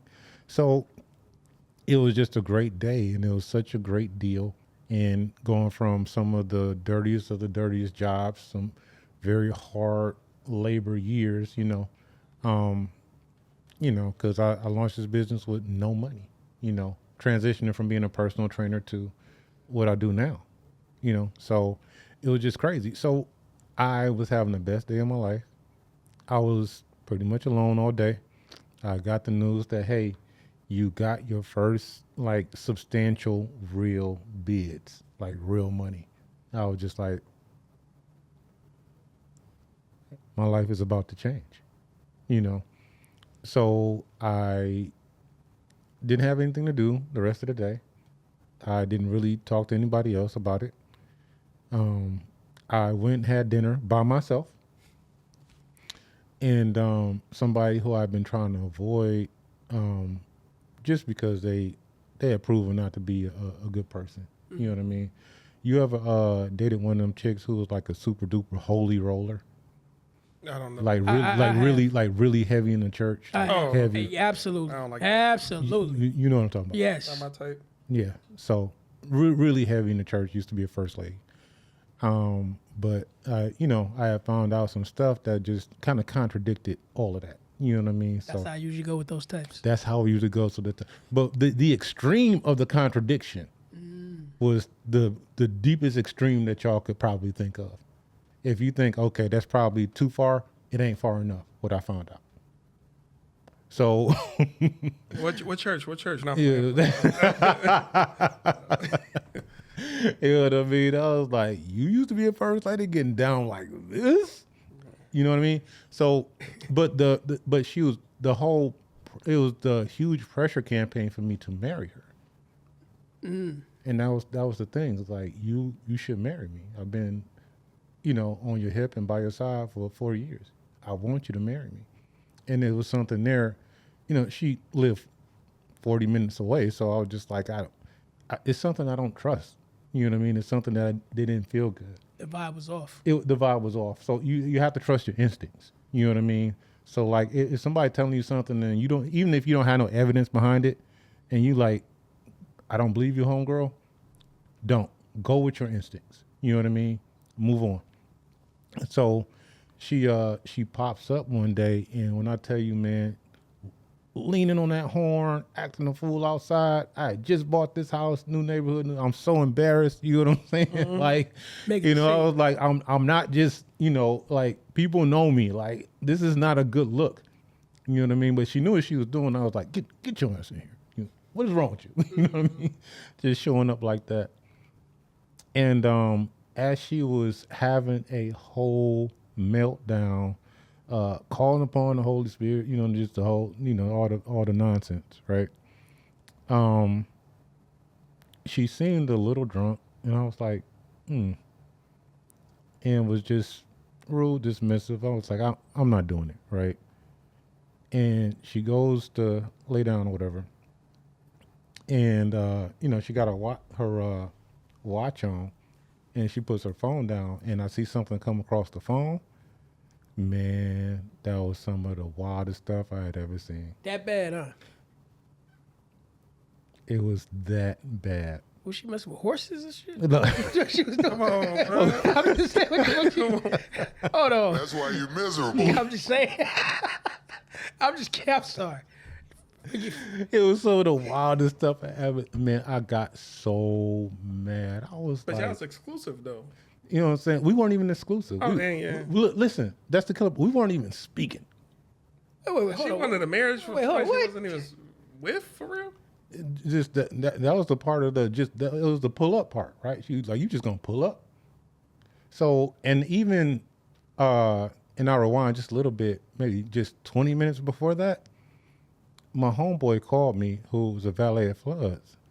He was just like, bro, you I know you got an Android because we kick it. You my brother. I was like, yeah. He was like, you know I got an Apple, right? I said, yeah. He say, you know you got a tag on your car? You know you got an air tag on your car? Oh shit. Oh, so she was one of the women. I can do what I do, but I don't trust you, man. So the combination of the freak phone Freak phone. and the AirTag within the same half an hour, and you, before I look up twice, and you act a fool in the driveway in order to get access into the door, because I just want you to like just stop, right? You know, I can put you out in the morning. You know what I mean? The combination of the two things in that short of a time span, and I'm looking at what's coming across this phone, and I'm like, it looks like you just left there. You're probably not even dry yet. Oh, he said dry. It's an evil world we live in. I got so mad, bro. And you can imagine this just being laid out in the bed, in my bed, drunk. Didn't even shower. Got the. Something ain't right. I'm just like, I didn't even realize she was in my bed. I just, you know, I'm looking at my man's message, and I look up, and she darted back there. I'm just like, I got so mad, bro. And I woke up about almost a month later. Oh, because your pressure. Okay. Spiked. Yeah. It got like that. I got that mad. It's almost sound like you imploded. Absolutely. So you have to be careful of who you deal with. You know what I mean? How many times have we heard stories about homeboy who might have been, you know, was minding his business. He was just riding with the wrong guy. You know what I mean? Yep. It's the same thing with dating, bro. The same thing. I was so insulted because she had been so diligent and so, you know what I mean? No peace for the last few months. So since you woke up, you haven't seen her. You don't care about her. I'm pretty sure. No, we just that had to go. Of course, she tried to reconcile, but there's no reconciliation. Here's the real irony, though. She saved my life. Because she heard the thump. I'm sorry. She gave me CPR until the ambulance got there. So she revived you. She wasn't able to revive me, but she's the only reason I wasn't brain dead, because that was a 45-minute gap. You know what? Now I don't know. I feel indifferent now. Why would you add that detail? Because I felt a certain way about her. Now I'm like, but she. And I'm fair. Yeah. Because I'm fair. You know what I mean? I'm not emotional about it. You know what I mean? I can't just be like, give you the bad, not the, you know what I mean? Every now and then, a bad person does have some good qualities. Every now and then. Absolutely. So, and that was the irony of it. Like she saved my life. But So now if you still hang out with her, I get it now. You know I'm what I just mean? saying that. Just, no. I get it if you did though. Yeah. You're the cause of. I get it if she, because most people I'm like, man, don't ever talk to her. But she was on me for 40. But let's just say this: she put this man in a coma for 1 month. 1 month. Think about that. That means. But she, Man, let me tell you, bro. I woke up when I finally got my first consciousness. I'm strapped to a gurney, cold as fuck, naked. You know what I'm saying? I could tell I went to the bathroom. I had no idea where I was. It took me about a year before I could remember any details. So how did you feel? Like, I don't know. It's like, how were you able to react to the fact that you were out cold for 1 month? It was hard, right? And y'all met my daughter. Right. She is cray, okay? So might be. I only know her. So you can imagine like her reaction and the young lady trying to get updates as to how I'm doing. She like, bitch. Like, you already know. You know what I mean? You get nothing, and I better not see. You know what I mean? Like it was just the craziest thing, man. You know what I mean? And it was wild. You know what I mean? So I'm just having a great day. It was like my life about to change forever. And it did. Oh, you still have the contract? No. Oh, okay. Oh, dang. No. I mean, because I couldn't honor it. Yeah. Right? Everybody, the whole thing was built on me. You know what I mean? And it's like, oh, nobody got access to my funds. Right? Sounds to me the devil paid you a visit. Oh, the devil absolutely paid me a visit. And talk about humility. You know what I'm saying? Like not being able to function for that was in May of 24. Oh, so it was like only a couple years ago. Yeah. Yeah. So I was, you know what I'm saying? I wasn't even comfortable driving a car for a year. A year. I just want to know, is there a condition that's named after what you just went through? What is the name of it? I can't pronounce it. Cardiorhythmia, something. But you know what I mean? It's like the heartbeat was, a little abnormal. You know what I mean? It was an arrhythmia. But the biggest thing was the blood pressure, right? And that's what kills most of us as black men. You know what I mean? Like overwhelmingly. Yeah. You know what I mean? More than gangbang or anything else, drugs. Blood pressure kills more of us than anything else. Right? I agree. And of course, with me, going so hard on the grind, building my business over those years, you know what I mean? You're going to be under some pressure. So it's very important that you be able to come home and put your guns away. You know what I'm saying? You have to be able to create that environment at home because it don't matter what you built outside. You'll die right in, your living room the way that I did. You know what I'm saying? Like, it's real. Like, you have to create peace at home. I definitely, yeah. That's got to be the unwind. Some men, once they get to the house, they sit in their car for an hour or two because they don't even like their house. That's why. So you got to have some sanctuary That's why. somewhere. You wonder why Big Daddy normally die first, 9 times out of 10. Mm-hmm. Grandma done moved on. She done spent the money. She doing what she want with the house. But, Grandpa, he worked for all those years. She might have been stressing him the hell out on the side, too. Exactly. And he is out of there first. 9.5 times out of 10. He's gone way before she is. Yeah. Can I also ask you a question when it comes to, what you do? Have you ever worked on any famous person's house? Yeah. And that's the thing is, I actually said it, I wouldn't say, but a lot of football players, you know what I mean? A lot of NFL players we did things for the Illiches. every local news personality that you can think of, you know. But it's just people are people, man. It's super interesting to see how people live. You know, just the detail and some of the things they can buy. Neighborhoods in the city that I never knew existed. That's true. There are neighborhoods that are so hidden that unless you were invited there, you'll never find them. You're right. I just went to one 3 days ago, and I was like, I've never been in this area of Detroit. Mm-hmm. A lot of land there too. A lot of land. It's like, yeah. And it's wild. It's like one place off Jefferson, man. It's like 4 checkpoints. Really? Yeah, it's like you turn in there. It just looked like a grass wall next to a park on the east side. I know what you're talking about. Yeah, Because they got a big, tall, 18-story building? I know exactly what you're talking about. Yeah, it's just like My auntie used to live in The one there. off the water? It used to be a Blockbuster attached to it, back when Blockbuster was still a thing. Yeah, yeah, Right in that little plaza that's attached to it in the front. yeah, it's like it's over that way, and it's like I was just like, okay, I get the 1 checkpoint, 2 checkpoints, 3 checkpoints. I was like, what? You ever been on Joseph Campo, they say? Mm-hmm. If you keep going down, they got like a weird apartment building. It's like the first 4 stories are just a parking deck. Mm-hmm. And then the apartment building is on top of that. First time I saw that, I was like, that's unique. They got 6 of them downtown. Yeah.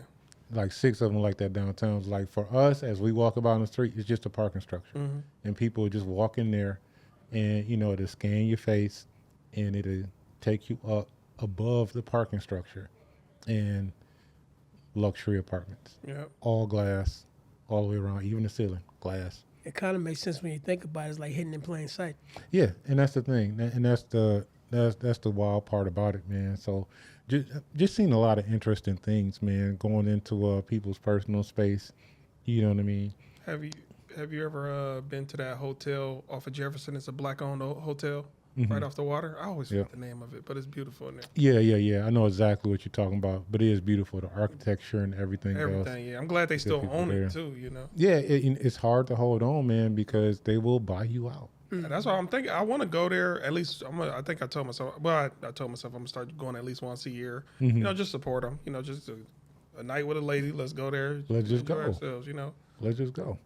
gotta support your city. Have you ever been to the Manuya Mansion? I have. How was it? Old. It wasn't as kept as I thought it would be, but it's gotten better. You know what I mean? So we've done a lot of things for my second biggest customer is KMAC, the Komei Young Municipal Center building, you know what I mean, downtown where the statue is. So I'm down there a lot. We work down there a lot, you know, so. Down there a lot too. Yeah, so it's just working with them, and we've moved hundreds of offices in that building, you know, so that's a big part of what we do and how we make our money. What about parking down there? Do you give vouchers? We get vouchers. You know, my daily driver, you know, it's a little too tall for that. You know what I mean? But my office is close, so I'll just take a Lyft, bro, or Uber. Okay. Yeah, when I go down there, because I know I'm gonna be down there for a minute, and it's just like, you know. Man, summertime, I don't mind parking far and walking, but wintertime, man. No. It's a different level of cold down there, bro. You would think the buildings would stop the wind from blowing. It just create a tunnel.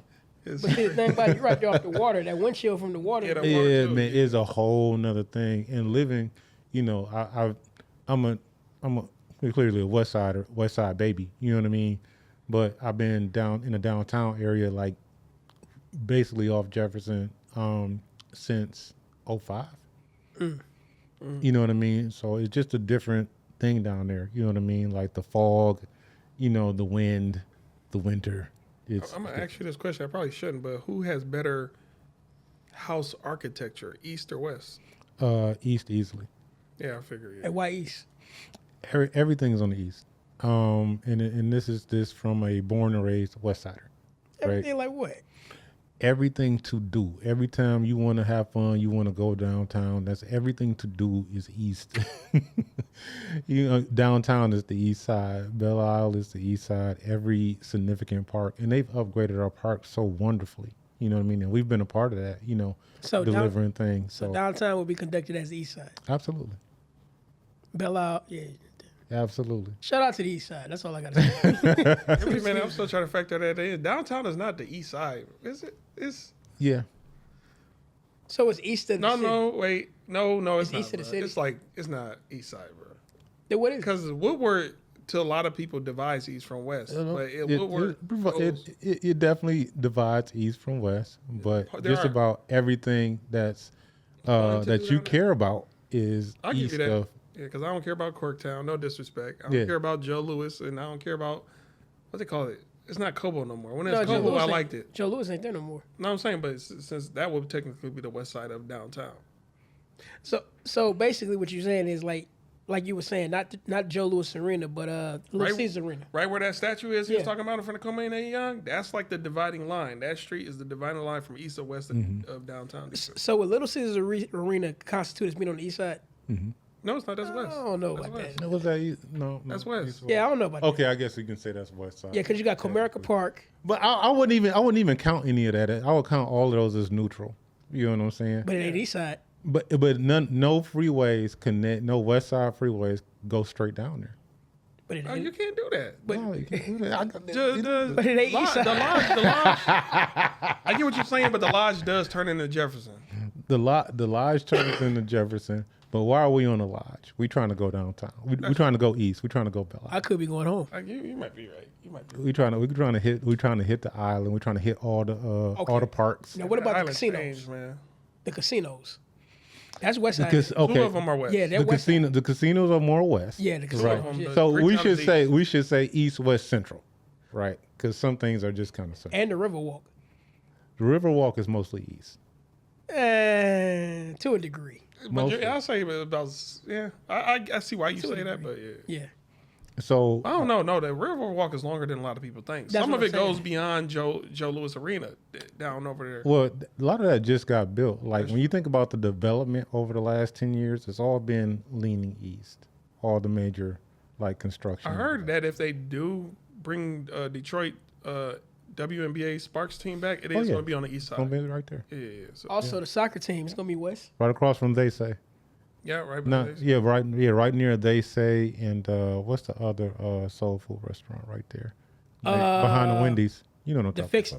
about. Not the Not fixin'. fixing. Yeah, the fixin'. No, it's No, not it's not fixing. Fixin'. The fixing is too downtown. He's talking about by They Say. I don't know. I can't remember. Yeah, because Nikki's used to be over there. I'm yeah, sorry. yeah. Nikki's used to Was in be that over plaza there. with the 7-Eleven. 7-Eleven. No, because They Say is right around the corner from Nikki's. And No, but you said 7-Eleven. 7-Eleven is right there in the plaza. It's a standalone building in the plaza where Nikki's used to be at, across the street from IHOP. Yep. Yeah. So right over that way, they don't putting know that. They building the the WNBA team is gonna be there. I don't know why I'm thinking of Sweetwaters. He two down. Well, that's- Sweet, yeah, I no, know. yeah. but no, it is close to Sweetwater Yeah, too. that's what I'm thinking. Well, Sweetwater is downtown. I'm Yeah, not I'm thinking taking. Yeah, that's what I'm saying. Yeah, that's what I'm that's saying. downtown. That's the only thing I can think of right now. I can't think of no soul food restaurant. No, they got the one that's is right by the Wendy's there on Jefferson. I can't picture this Wednesdays right now. Because the Wendy's is before Belle Isle. On the I remember they used to have a big boy down there. yeah. So just think like before you get to the big boy, if you're coming from the west, you know what I'm saying. Before you get to the big boy, a few lots down, then you're gonna see those big condos right there. I remember that. You know what I mean? So, So you're going behind- past the beh- Jeffersonia? Yeah. So behind the condos, and think of the Wendy's right there, and it just go catty corner right behind those apartment buildings. Is a soul food restaurant. I don't know. I can't think of the name of it. It's like 5 of them downtown. That's all I can say. It's about 5 of them. But that's what made me come east, man, and invest and start business because it was just more being done over there that way with the river walks and the proximity to downtown. You heard they supposed to be bringing possibly developing a training facility for horses, like a horse stable down there, and then teaching all the youth how to ride horses and stuff. Absolutely. Yeah, I think that would be nice for the East Side. Or We any need that. We need that thing, man. We need like that culture. We need different things to do. You know what I mean? When me coming up in Detroit, that was the worst part, man. There was nothing to do, and they used to chase us off, Jefferson and all that kind of stuff. But it was like, what else did we have to do? I'm glad you agree with the takeovers. Yeah, I was getting ready to ask you that. What do you think about the team takeovers? That is tough for me, man, because it's like, I want to say I understand it. I understand. I would have understood. I understand it for my generation. It might sound biased, where most of downtown was boarded up. Half of my adult life, most of downtown was boarded up, right? I don't understand it for them. They have so many options now. Like, they have so many riverwalks, so many waterfront parks, so many different, things that they could do. All we had was cruising up and down Jefferson, back and forth, Belle Isle. Yeah. You know what I mean? It was nothing else to do. Now it's like, Belle Isle is like one of 7 options. You know what I mean? They just totally refurbished, like, literally 4 of the most beautiful parks you've ever seen east of Belle Isle. But everybody can't go in Belle Isle like they used to. Yeah, it's like, but that's why they refurbish bigger parks that are better east of Belle Isle. They got all the same waterfront features. Man, what are you talking about? There are other islands. No, you said but it's parks. other waterfront parks. You're right. You know what? They got. You can go canoeing too. Yep. A lot of people don't know that. Yeah, down in that area. Jet skiing. Like, yep. And if you go further east, all the way down to Grosse Pointe, there are literally several beautiful, newly refurbished parks. They look at you weird though when you out there, even though they public parks. But I'm calling the cops. What is he? Hey, I know about it too. But see, just imagine those teens going to places like that where they look at you funny. Well, you know what I mean. You be all right. Like, you know what I mean. It's not the fact that the teens don't want to go there because they be like, ain't nobody there. You know that mindset. They, you know what I mean. They want to be where the crowd is. Well, do you think these are the same generation of kids that missed going outside when they were younger? Yes. So, I'm typically an advocate for anything teen related. You know what I mean. But I'm also a businessman. And I'm a businessman who has to hire those kids, right? Because that's what we do. So it's tricky because you don't want people who are investing, right? And most of them who put the $1 billion investments in Detroit, most of them have never been to Detroit. They do it just, off numbers. You know what I mean? So when you see stuff like that, you'd be like, you know what I mean? That's a liability. You know what I mean? Success often comes down to having more assets than liabilities. Right. So team takeover, big liability. Somebody gets shot. Somebody get messed with. Now you got customers who, they got the Fox News scaring them for years. You know what I mean? Don't come downtown, you get shot in the ass. You know what I mean? Like every day, Creating propaganda. And Yeah. That's what they do. But, let me also ask you this. When it comes to the youth, what do you think, the older generation before them can do to make things better for them? The biggest thing is give them a place to be, and I think they've done a good job of doing that. We used to ride around the entire city, and there was probably like 3 or 4 basketball courts that were functional back when I used to go hoop. You know what I mean? You remember. Like, it was like 3 or 4 basketball courts that was functional or even decent. For the kids who want to go straight to work, we got training facilities now. Yeah. Go straight, learn welding, go. Yeah. When I graduated in 2006, for the first 2 years I was out, I didn't want to go to college. I won't lie. I didn't want to, but I couldn't find a job. My mom was like, you got to get out. You ain't doing nothing. I'm trying. But, No, you're absolutely right. It's like, but that's what I was saying about the team takeover. It's like they have options. Yeah. They got like stuff to do. Or maybe they got too many options. Because sometimes too many options ain't a good thing either. Yeah, sometimes it's a little bit of that, man. But yeah, they gotta.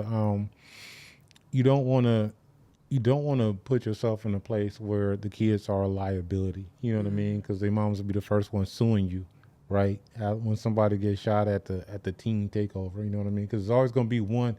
We always knew that one guy who's had to be flexing. You know what I mean? Yeah, that's I'm what I strapped. mean. I'm strapped. But not nobody say nothing to me because it's always gonna be that one. I wish that one didn't exist, but But we all know him. You know what I'm saying? We all probably can call him right now. You know, that's what they call the dudes that create something called nigga moments. Absolutely. Yeah, everybody know what a nigga moment is. If you don't, go watch the Boondocks. Watch the Boondocks. You know what I'm saying? Huey P. You know, Huey will get you together. Yeah. And let you know what's a nigga moment. You know what I mean? Now, I'm going to go there real quick. Do you think some people are not even qualified to have kids? Absolutely. Yeah, because I've been saying that a long time. Absolutely. So, but, you know, I mean, who's to say, like, we can't decide who's going to be here and who not. You know what I mean? Everybody deserves an opportunity. There are definitely people who I feel should not have children. But when you look at my mother's situation, the one who birthed me on paper, and her current situation, I'm sure the majority of America would say that about her, right? And I figured it out. So, you know, we just never know. That's why, you know, everybody deserves a real opportunity. fair. And that's why it's on me and you to make sure opportunities for that one are there, right? And that we have gainful employment and plans and encouraging words and hugs for them, you know? Now, I do got something else I want to bring up when it comes to that. Right now, it's a post that's going viral about this young lady who was at her graduation at a commencement ceremony where she came up and grabbed the diploma out of a high school principal's hand. She went up there, did a split, like did a little twerk move. And while she was up there, principal said do not give her a diploma because that was classless what she did. You know, now whether that was justified enough for them holding their diploma, the principal did say something that I could really, really agree with. He said, it takes a village to raise a child, but maybe the village is stupid. He said that. Yeah, said that? yeah. I mean, that's real talk. So that's one of the biggest things that. All right, so let me tell y'all. I mentor at Malcolm X. Marcus Garvey Academy. Right, I work with them a lot. I can't tell you how many kids come in and smell like pure weed. When you smell like pure weed on field day, we outside, bro. We outside. The wind. We Upwind, we got downwind. the we wind, smell it. upwind, downwind. We all the way outside. Oh, yeah. You know what I mean? I'm throwing a football on field day. You know what I mean? I'm refereeing the tic-tac-toe game. Are you cheating? You know? But that dro. You know, Smell like straight loud. straight loud. You smoking that loud. I'll say this because I had a youth too. I feel like if you are going to be a smoker or pothead, high school is like kind of the best time to do it. Because when you enter the workforce, now you can be terminated for it. When you enter, you know, say certain jobs, sports and other things, now you can't do it. High school, what's really happening where you can't? So I say if you experience, I hate that it's just my ideology towards it, but high school is like one of the best times to do it. Or if you in college full ride, something like that, you don't really got to worry about working or other things. If you live on campus, you won't be driving and be impaired. Or at least wait till later until you make it. Or again, if you don't do it through the windows, wait till you retire. When you're That's over what I mean. retirement age, then That's what the coach did. Basketball coach did that. who? I forgot his name, but he was a college basketball coach. He coached what's his name on Golden State? What's his name? Curry. He coached Curry when he was in college.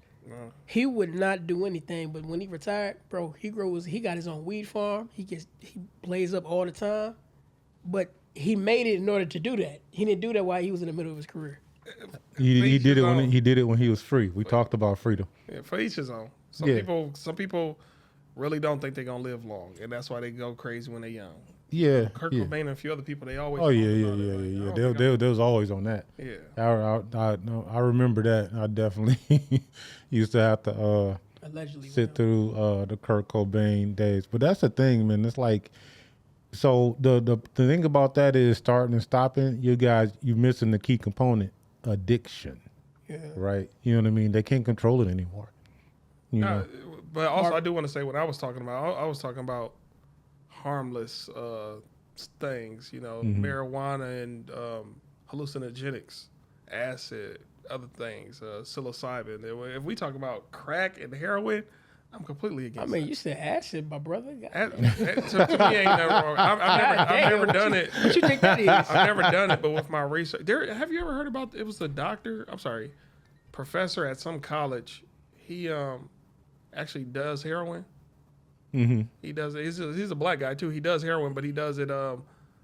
He's a functioning addict, pretty much. Mm-hmm. He says, if you do it in small amounts, it's perfectly fine. But a lot of people overdo it because he said he's I think a biochemist or something. So he broke it down. He was like, that's why what's wrong with y'all? Y'all overdo it.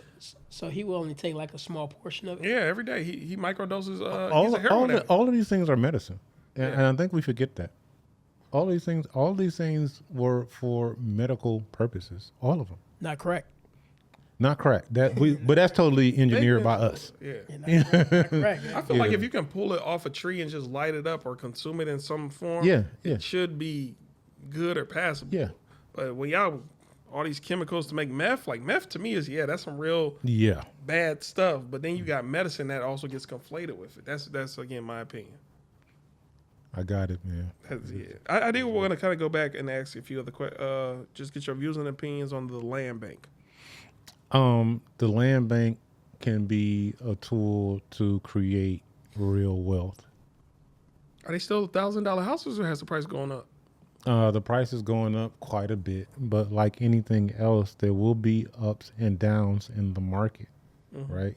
So, the whole thing is like, buy low, sell high, right? Easier said than done, but you have to wait until there's an opportunity, So in my lifetime, there was the crash of 2008. That's around the time Barack Obama came into office. That's right, when I couldn't get a job. Exactly. So you remember everything was bad, right? Yeah. So, but we talked about it earlier, inside of every problem is an opportunity, right? So during that crash of 2008, I had just lost everything.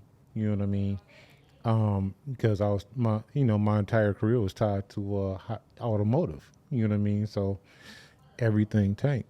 However, I did see a little raggedy ass hood house right off Mack Avenue. You know what I mean? In the community that they now call Island View. Right? So if you look up Island View now, it's the hottest thing ever. Mack and Elliott or Mack and what? That is that's Mack, probably 2 blocks east of Van Dyke. You know what I mean? Okay. So I bought a little ranch house in the Island View community for $3,000. Not even $3,000. Right? Crazy. You know what I mean? Couple of raggedy mattresses in there, a few holes in the wall. You know what I mean? Pea green, everything in the bathroom. You know how to Or it'd be yellow. Right. Old school for Old real. tiles are Yeah, they said carpet from 7th generation. I'm like, Dr. King walked on this carpet. I bet. You know what I mean? Just crazy. But Quite tacky, huh? I had no idea what I was doing, but I did what I had to do to get the lights on. Even called the homie. You know what I'm saying? Forgive me, DT. You know what I'm saying? You did what you had to do. He didn't say that. And figured I didn't say allegedly. Just entertainment purposes. Allegedly. Entertainment purposes only with the Takeoff podcast. They the ones who did it for me. All right, so I'm not a snitch. So, like, I bought this hood house, man, for $3,000. When I tell you I got dissed so bad about where I was living, you know what I mean? People didn't want to date me. People didn't want to visit me. It was like, oh my God, you live off Bertie Mac. Damn it, you mean, why don't you just get a townhouse and, we can just get a little townhouse and this and that. Photo, like you not, they don't see what you already know how they be. Y'all date, you know what I'm talking man, this about. dating pool is horrible. Oh man, let me tell you, I got played about where I live for so long. But I stayed and I built what a chick could not give me. It's called equity. Mm-hmm. The market recovered. Mm-hmm. The prices went up. Because I had no mortgage, I had a chance to build my business. And not just build my business. When my son would wreck a moving truck, guess what? I didn't have to skip 7 mortgage payments or rent payments to get another truck. because I did not have a mortgage. I did not have rent, right? And these are the things that I was able to leverage. And when it was time for me to move on finally, and the kids weren't quite ready to take over the house, I was like, okay, I'll put it on the market. Got $60-something thousand for my little ranch house. Look who's laughing now. Right. Look at me now.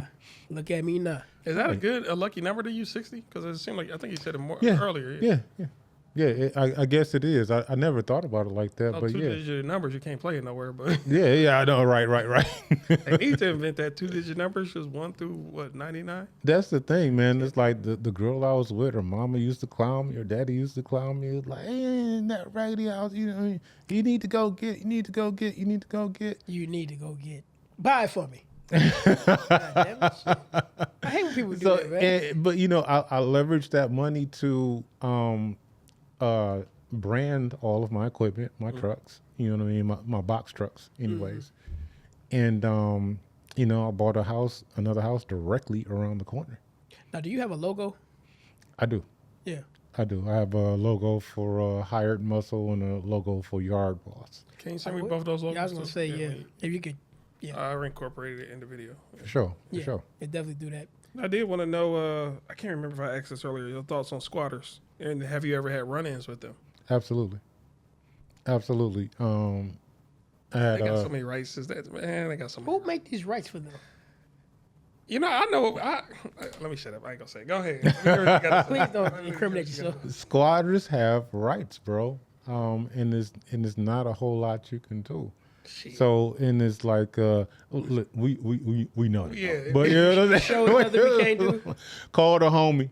You show us nothing we can't do. Call the homie, right? So that's it. You know what I mean? You real uncomfortable. You can stay, but you're going to be real uncomfortable. Yeah. So, but yeah, man, definitely running the squatters. You know what I mean? A part of the community action agencies that I work so closely with, a lot of times that's what I'm doing. Mm-hmm. Right? They finally got, some squatters out. You know what I mean? And it's like, listen, then, move them, right? And we move them. So think of any problem with anything in any industry that you can think of, like squatting, right? And if you can solve that problem, that's your business. That's a business. You're going to have squatters forever. Facts. I remember one day we was cleaning out a house so the demo people could come in next and actually tear out the walls. And, man, we cleaned out basement, first floor, second floor, the attic. I guess that's where they were squatting at because it was wintertime. I guess that's where it was warm at. It was a big bucket full of fecal matter. Yep. And none of us, even though I think we was all getting paid like, I don't remember, $75 a day to be there, nobody touched it. I didn't even know it was up there. I know the guy who was running the whole project, he just came walking down with a bucket like, F all you little kids, y'all know what y'all doing. Y'all ain't nobody want to take care of this. And I'm like, what is he carrying? It was a thing full of shit. And while he walking with it, splashing on his thigh, I'm like, no. Like, I didn't know it was up there. I ain't go to the attic. I don't even fuck with that kind of shit. Literally. Real talk. So something like that, man. Even me being I tell all them guys, they be like, oh, you the boss. I'm like, I'm not your boss. Ain't nobody your boss. Facts. You know what I mean? Without you, like these trucks is just diesel fuel, liability insurance. You know what I mean? Nothing runs without the team. You know what I mean? Like it's all just bills without y'all. So I'm your boss. Get that out of your vocabulary. We partner in this so we can all eat. That's why I feel with Name Dash saying on the Breakfast Club, when you call another man your boss, it's like calling another man your daddy. I absolutely 100% he offended them so much in that interview, but notice immediately after that interview, they all went and started multiple businesses because they knew in their heart of heart he was correct. That's why you need people like a Dame Dash to offend you to have you think. The harder the truther, my nigga. Yeah. The harder the truther. Tell me the truth, right? You know what I mean? It's like, I'm going to be in my feelings maybe for the first 5-10 minutes, but you telling me the truth, I need that. You need truth tellers. Hey, see, that's why I 100% agree with you at the beginning of the episode when you said, okay, I got this job, but what if I don't have this job anymore? Then what? Then what? Yeah, absolutely. You got, I know so many beautiful, talented sisters like that with multiple degrees, The same ones who wouldn't give me no coochie, when I lived in a little house off Mack Avenue, you know what I mean? Like, Look at me now. Well, not publicly anyway, you know what I mean? It's like, Hey, what's said ain't got to be explained, my brother. right. You know what I mean? And, you fast forward and now they're like, Dame, how'd you do this? How'd you leverage that? How'd you do this? How'd you leverage that? What you doing later? I'm gonna come and make you something to eat. Like, okay. Hey, big head. Right, you already know what it is, right? So that's just what it be, man. Sometimes you got to figure it out. Now, I do want to know, what's your thoughts on AI and the future of the economy? AI is coming for everyone and everything. So AI is not going to make things easier. It's going to make things harder for you, really, because you're going to have to think more, because you're going to have to be able to prompt the AI, right? The master of the prompt is going to be the AI king, right? How can you challenge your AI by typing in the correct language for it to give you the best answer? Because right now the weakness in AI is a big ass cheerleader, right? You notice how you put something in chat or something like that, and they'd be like, "Oh my God, that's the best idea you ever had, and your pecs are amazing. Can you make them jump?" Okay, baby, make them jump. Damon, oh my God, I'm like, listen, if y'all don't stop, you know what I mean? Like, that's why you need the homie. You know what I'm saying? You need peers, right? You need other people to tell you, like, listen, that's stupid, Damon. Like, let's reconsider. Oh, let's ask the question this way, right? Right. And you ask the question a different way. A lot of times you get a better answer. You know what I mean? So you have to learn how to prompt your AI, and it's going to actually make you think more, right? Because whoever asks the AI the best question in the best format is the person that's going to get the most out of your AI. So when you kick it with somebody about AI, you need to be like, bro, tell me about your prompts, right? How do you ask the critical questions, right? Because you want your AI to be a fact checker, not your brain.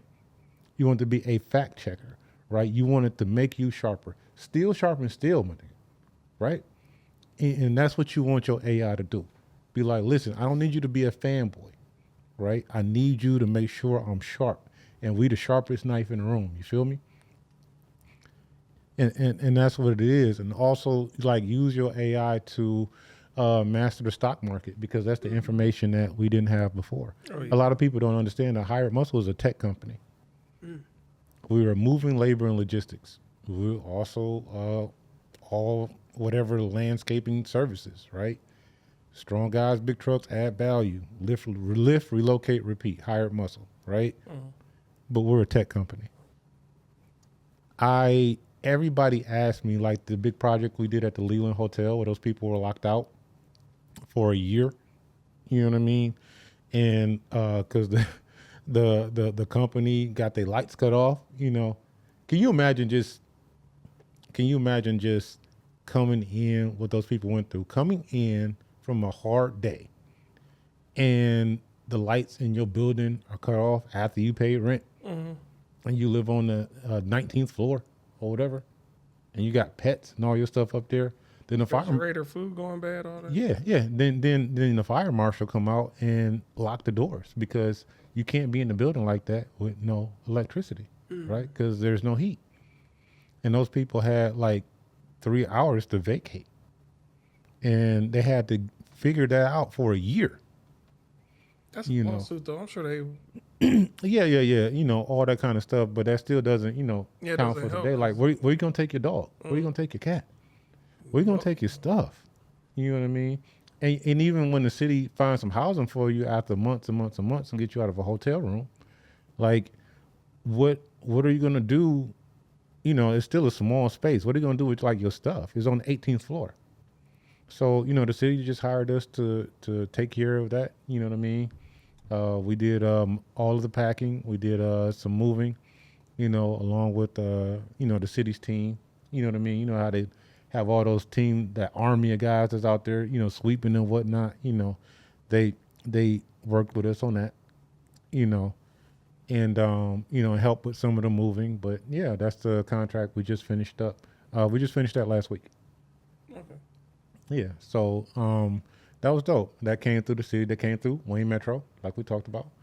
Came through the Housing Commission. And it was just great work. You know what I'm saying? My daughter, my partner Regina, Tamika, and the rest of our team. My nephews. You know what I mean? We came through and we got it done. Now, off topic, before I ask my next question, are you married or in a serious type of relationship or any sorts? Chill out. No. So I have to ask. let me tell you, marriage and family is a beautiful thing. Okay. Obviously, I'm a super dedicated father. Okay. But I have to be honest with you, and this is going to get the comments moving, right? I got way more done, and I was able to get way more better business relationships because I can move the way I wanted to move unapologetically. Right. Right? The way I needed to move without having manage someone else's feelings and emotions, right? I would not been able to live in a house in, what they would call the hood, right? Until, it's gotten so much better now. You know what I mean? Most of my neighbors aren't even from the city. You know what I mean? Literally half of them are white. You know what I mean? Like the neighborhood has come up so much, but whoever I was dating would not have accepted that. You know what I mean? As soon as we got a couple of dollars, we got to get a better car. Mm-hmm. As soon as we got a couple of dollars, we got to go get a townhouse. You know what I mean? Y'all know what I'm talking about. Man, I can't. I got a name. I know a lot of women who do that. You got how much in your what? Mm-hmm. I got a neighbor currently going through that right now. Yeah. And it's like every time you take a step up, your domestic partner in a lot of cases, not everybody, but most of them, right?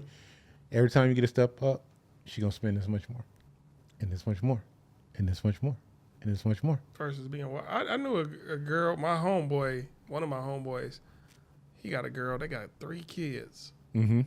She saved up $10,000. His wife or baby mom saved up $10,000 to get her breasts done. Yeah. Mind you, they be struggling. I'm like, it didn't make sense to me. You got a family, a real woman or wife would sacrifice like my personal beauty over my kids having it better. It didn't make sense. If she's not trying to become a stripper, what the hell was the point of you? She just, I don't know, wants to feel better. I don't know. I understand. I'm not going to say self-esteem doesn't matter, but that didn't make sense to me. No, that really don't make sense. If you got 3 kids and you saved up 10 racks just to get a cut. Let me tell you, man, it's like, so when I look at how we became a tech company is because we have we have stock, you know what I mean? All tech, right? So the Microns, the NVIDIA, you know what I'm saying? And just so many. In fact, we'll attach it. You know what I'm saying? I'll send y'all a screenshot. Like I will tell y'all exactly where to put your $20 a week directly through Cash App, your $20, $30, $40, $50 a week. Leave it alone for 6 months. I promise you will move to the next tax bracket. All right. Please send me that because I literally just met with a financial advisor. And I actually, since we're talking about it, what's some good stocks to invest in right now? So my homegirl, she actually paid for the Melanin Money thing. Melanin Money, what is that? Yeah, y'all don't see that. Like the John Derek. I'm not really familiar with the brother. No disrespect, because he's a sharp. They're razor sharp brothers. What they gave her, my personal portfolio. She paid for that. She paid like $10,000 for their program. My personal portfolio has outperformed that. Really? Yeah, even with the market being on a down day. Now, Derek Whitehead, this guy? No, I think the brother is. I don't know if you was able to see him good. I am. No, that's not him. It's like John or Jax or something like that. But yeah, man, it's like.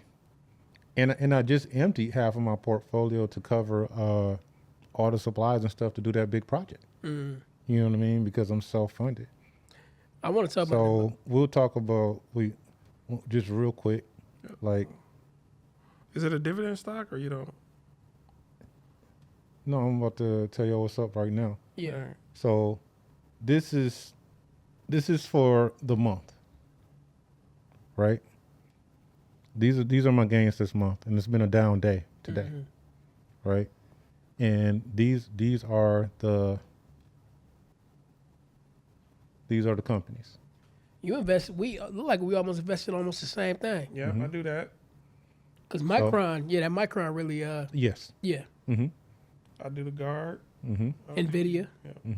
Nvidia, man, I could have got into it when it was $50. Yes, you could have. And And like my you'll be coworker very rich. he kept telling me, Nvidia. He was explaining it all to me, and I was like, that sound good, but nah.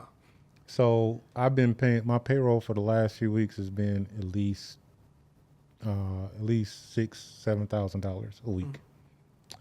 Probably for the last 6-7 weeks. Thank you. Yeah, if you could send me, because I definitely want to. And everybody's like, how are you going to fund that? How are you going to fund that big project downtown at that hotel, move all those people? First, you got to not just pay the people. I had to buy the supplies, right? Because I'm packing them. You know what I'm saying? Truckloads of boxes, truckloads of bubble wrap. Do you negotiate your? Like, I'm sure they come to the table. Hey, 60,000 for the Leland or whatever the price is. And be like, I'm gonna need 80. There's a whole lot more than that. Yeah. Well, yeah, I'm just saying. Yeah, but yeah, like you submit a proposal, right? But they already knew my rates because I'm already in with those companies. Like the city.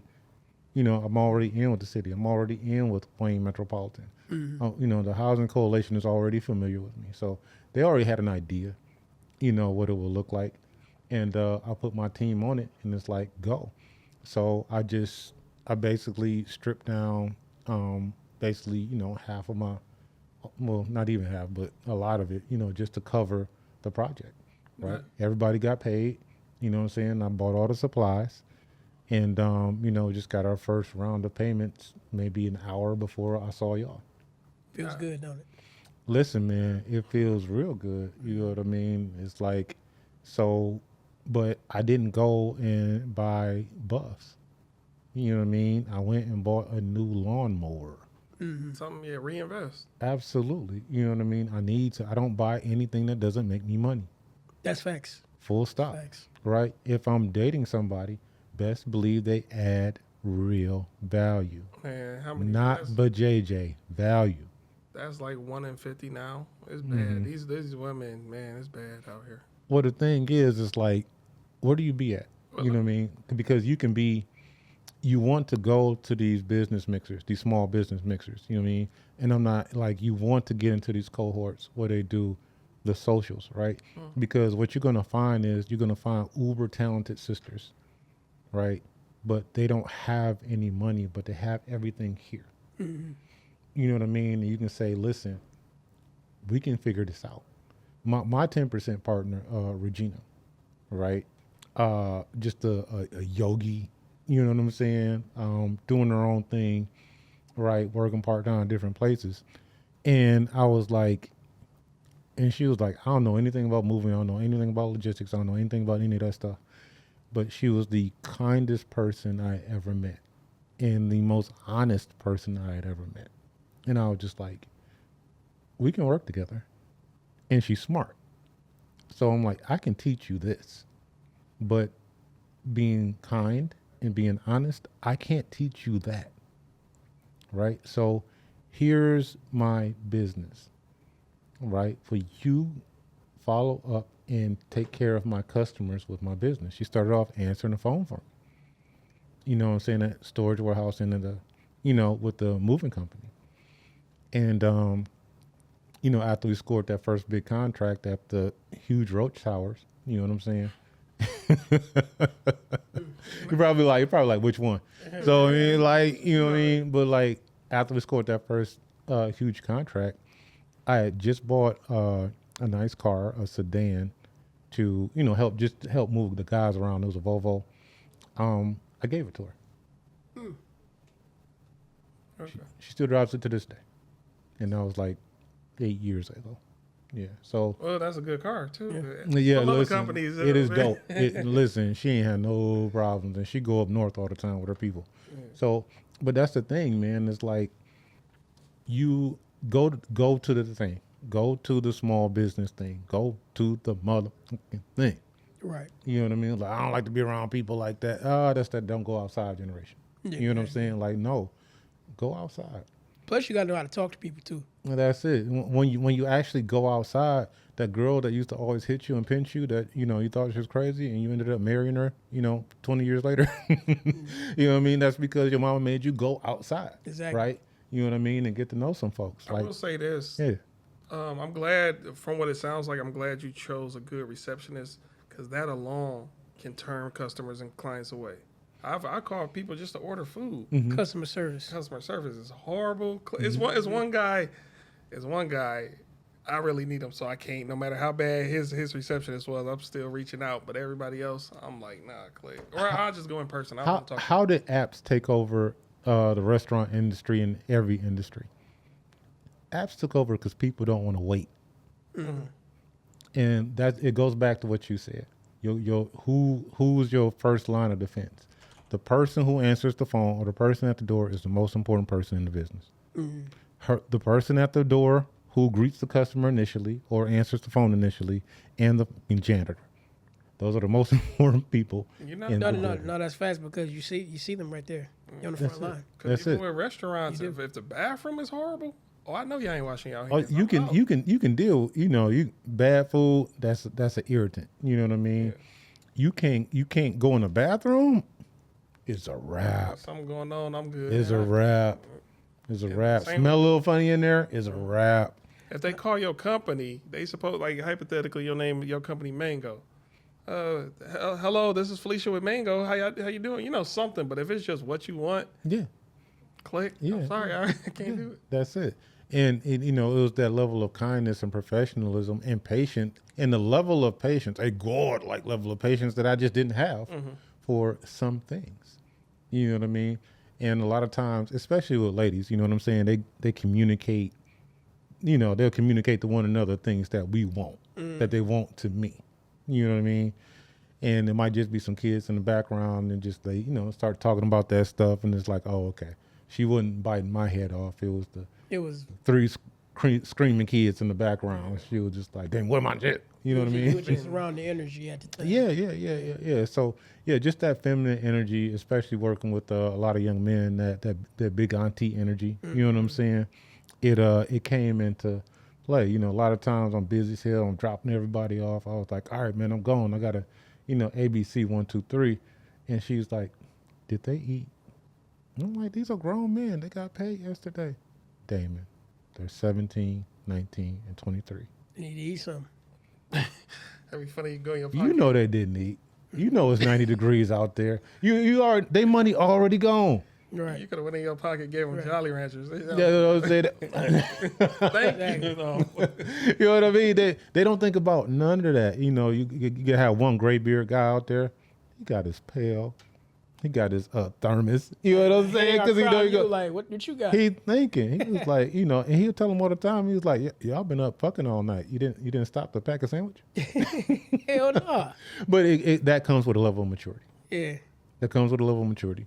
So it's just what it is. Some dudes don't need food for a break. They just need a blunt. Yeah, that's it. Interesting generation. And that's exactly what it is. You know what I mean? Saying mouth be blacker than brand new Air Force Ones, black on black. You know what I'm saying? Be like, listen, bro. Like you knew you was gonna be out here all day in the sun. Like, is this a good idea? Well, do you know how your body works? Well, like you said before, that cat was way more. That was the priority. That was the priority. That's it. You got the blunt. You got the liquor. You paid the Ubers. You know what I mean? You got her. You got her. Yeah. You know what I mean? Like, hey, you know what the excuse gonna be? Hey, man, you see that? You see? That's it. Yeah, exactly. Now, I do just got one more final question for you. What's up? How hard was it to learn payroll?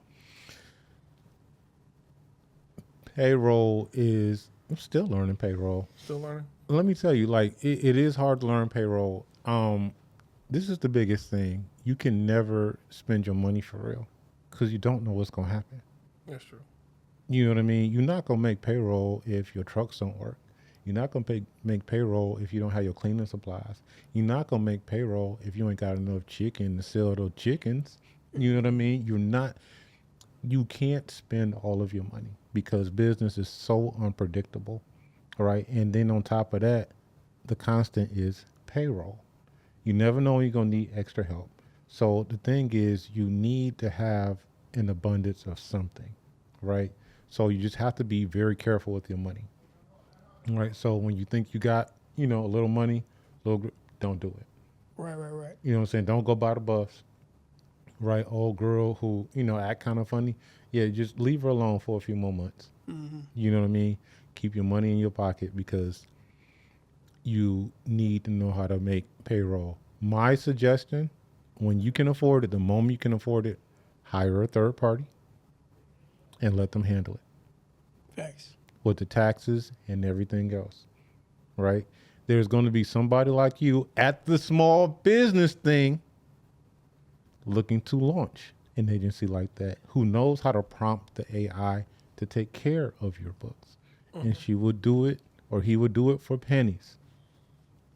Just to get their foot in the door. Just to get their foot in the door, right? You need to make community with other entrepreneurs who are seasoned and or just starting out. Facts. Just like y'all know something about demo. Somebody came to y'all was like, hey, I got a demo opportunity for you.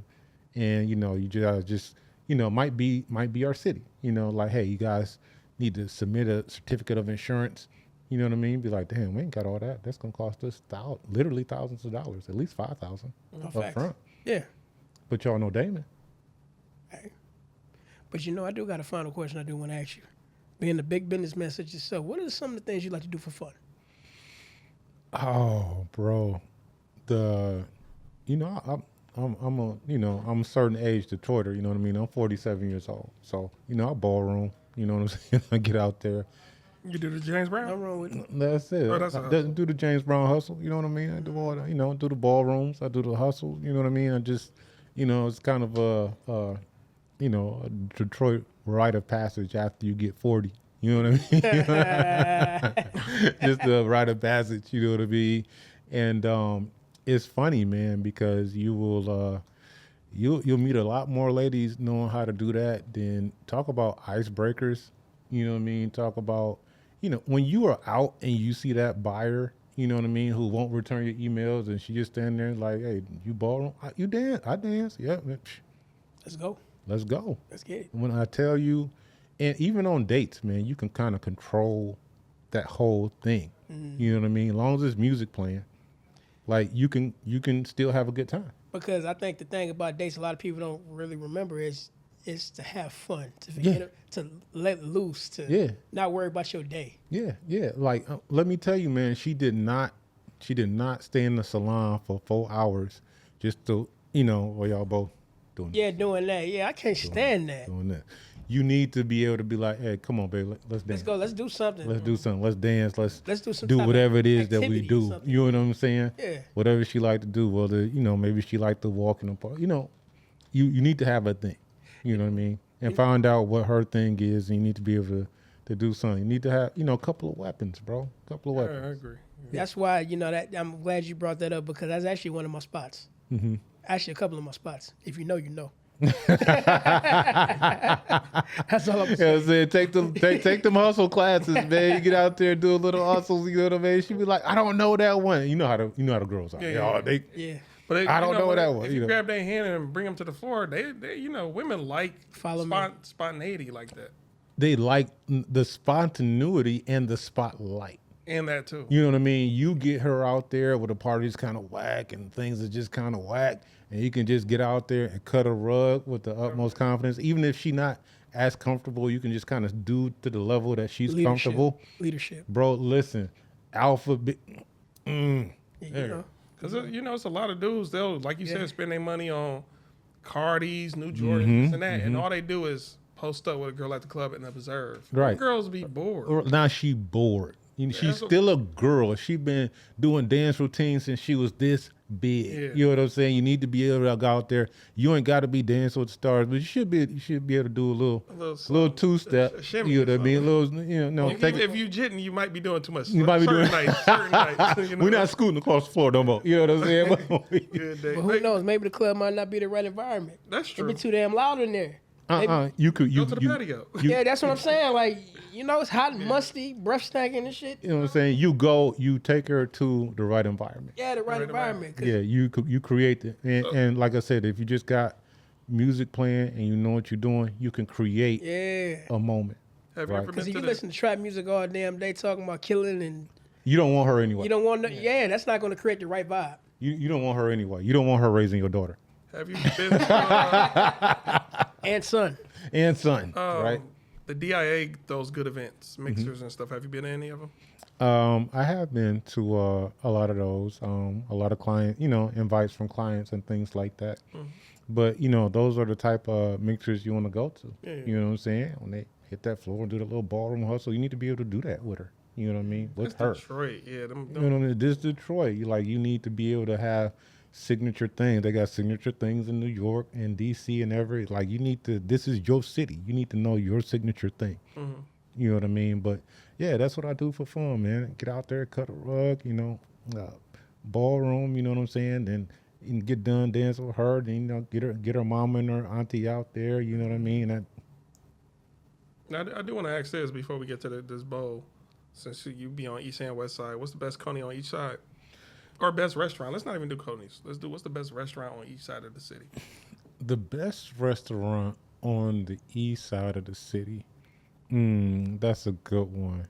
If it's So a coney, it's a coney. this is gonna be controversial, right? Because I know they kind of newer, and when you start up something, you're gonna have good days and bad days. But I love Ivy Kitchen, right? I never heard. Never heard of that one. Okay, Dine in. dine in. What kind of food they got? They have an array of food. You know what I'm saying? They have some comfort food, but they have some fancier foods too. You know what I'm saying? So it's kind of a mixed vibe. They have poetry nights there. You know what I mean? They own East Jefferson.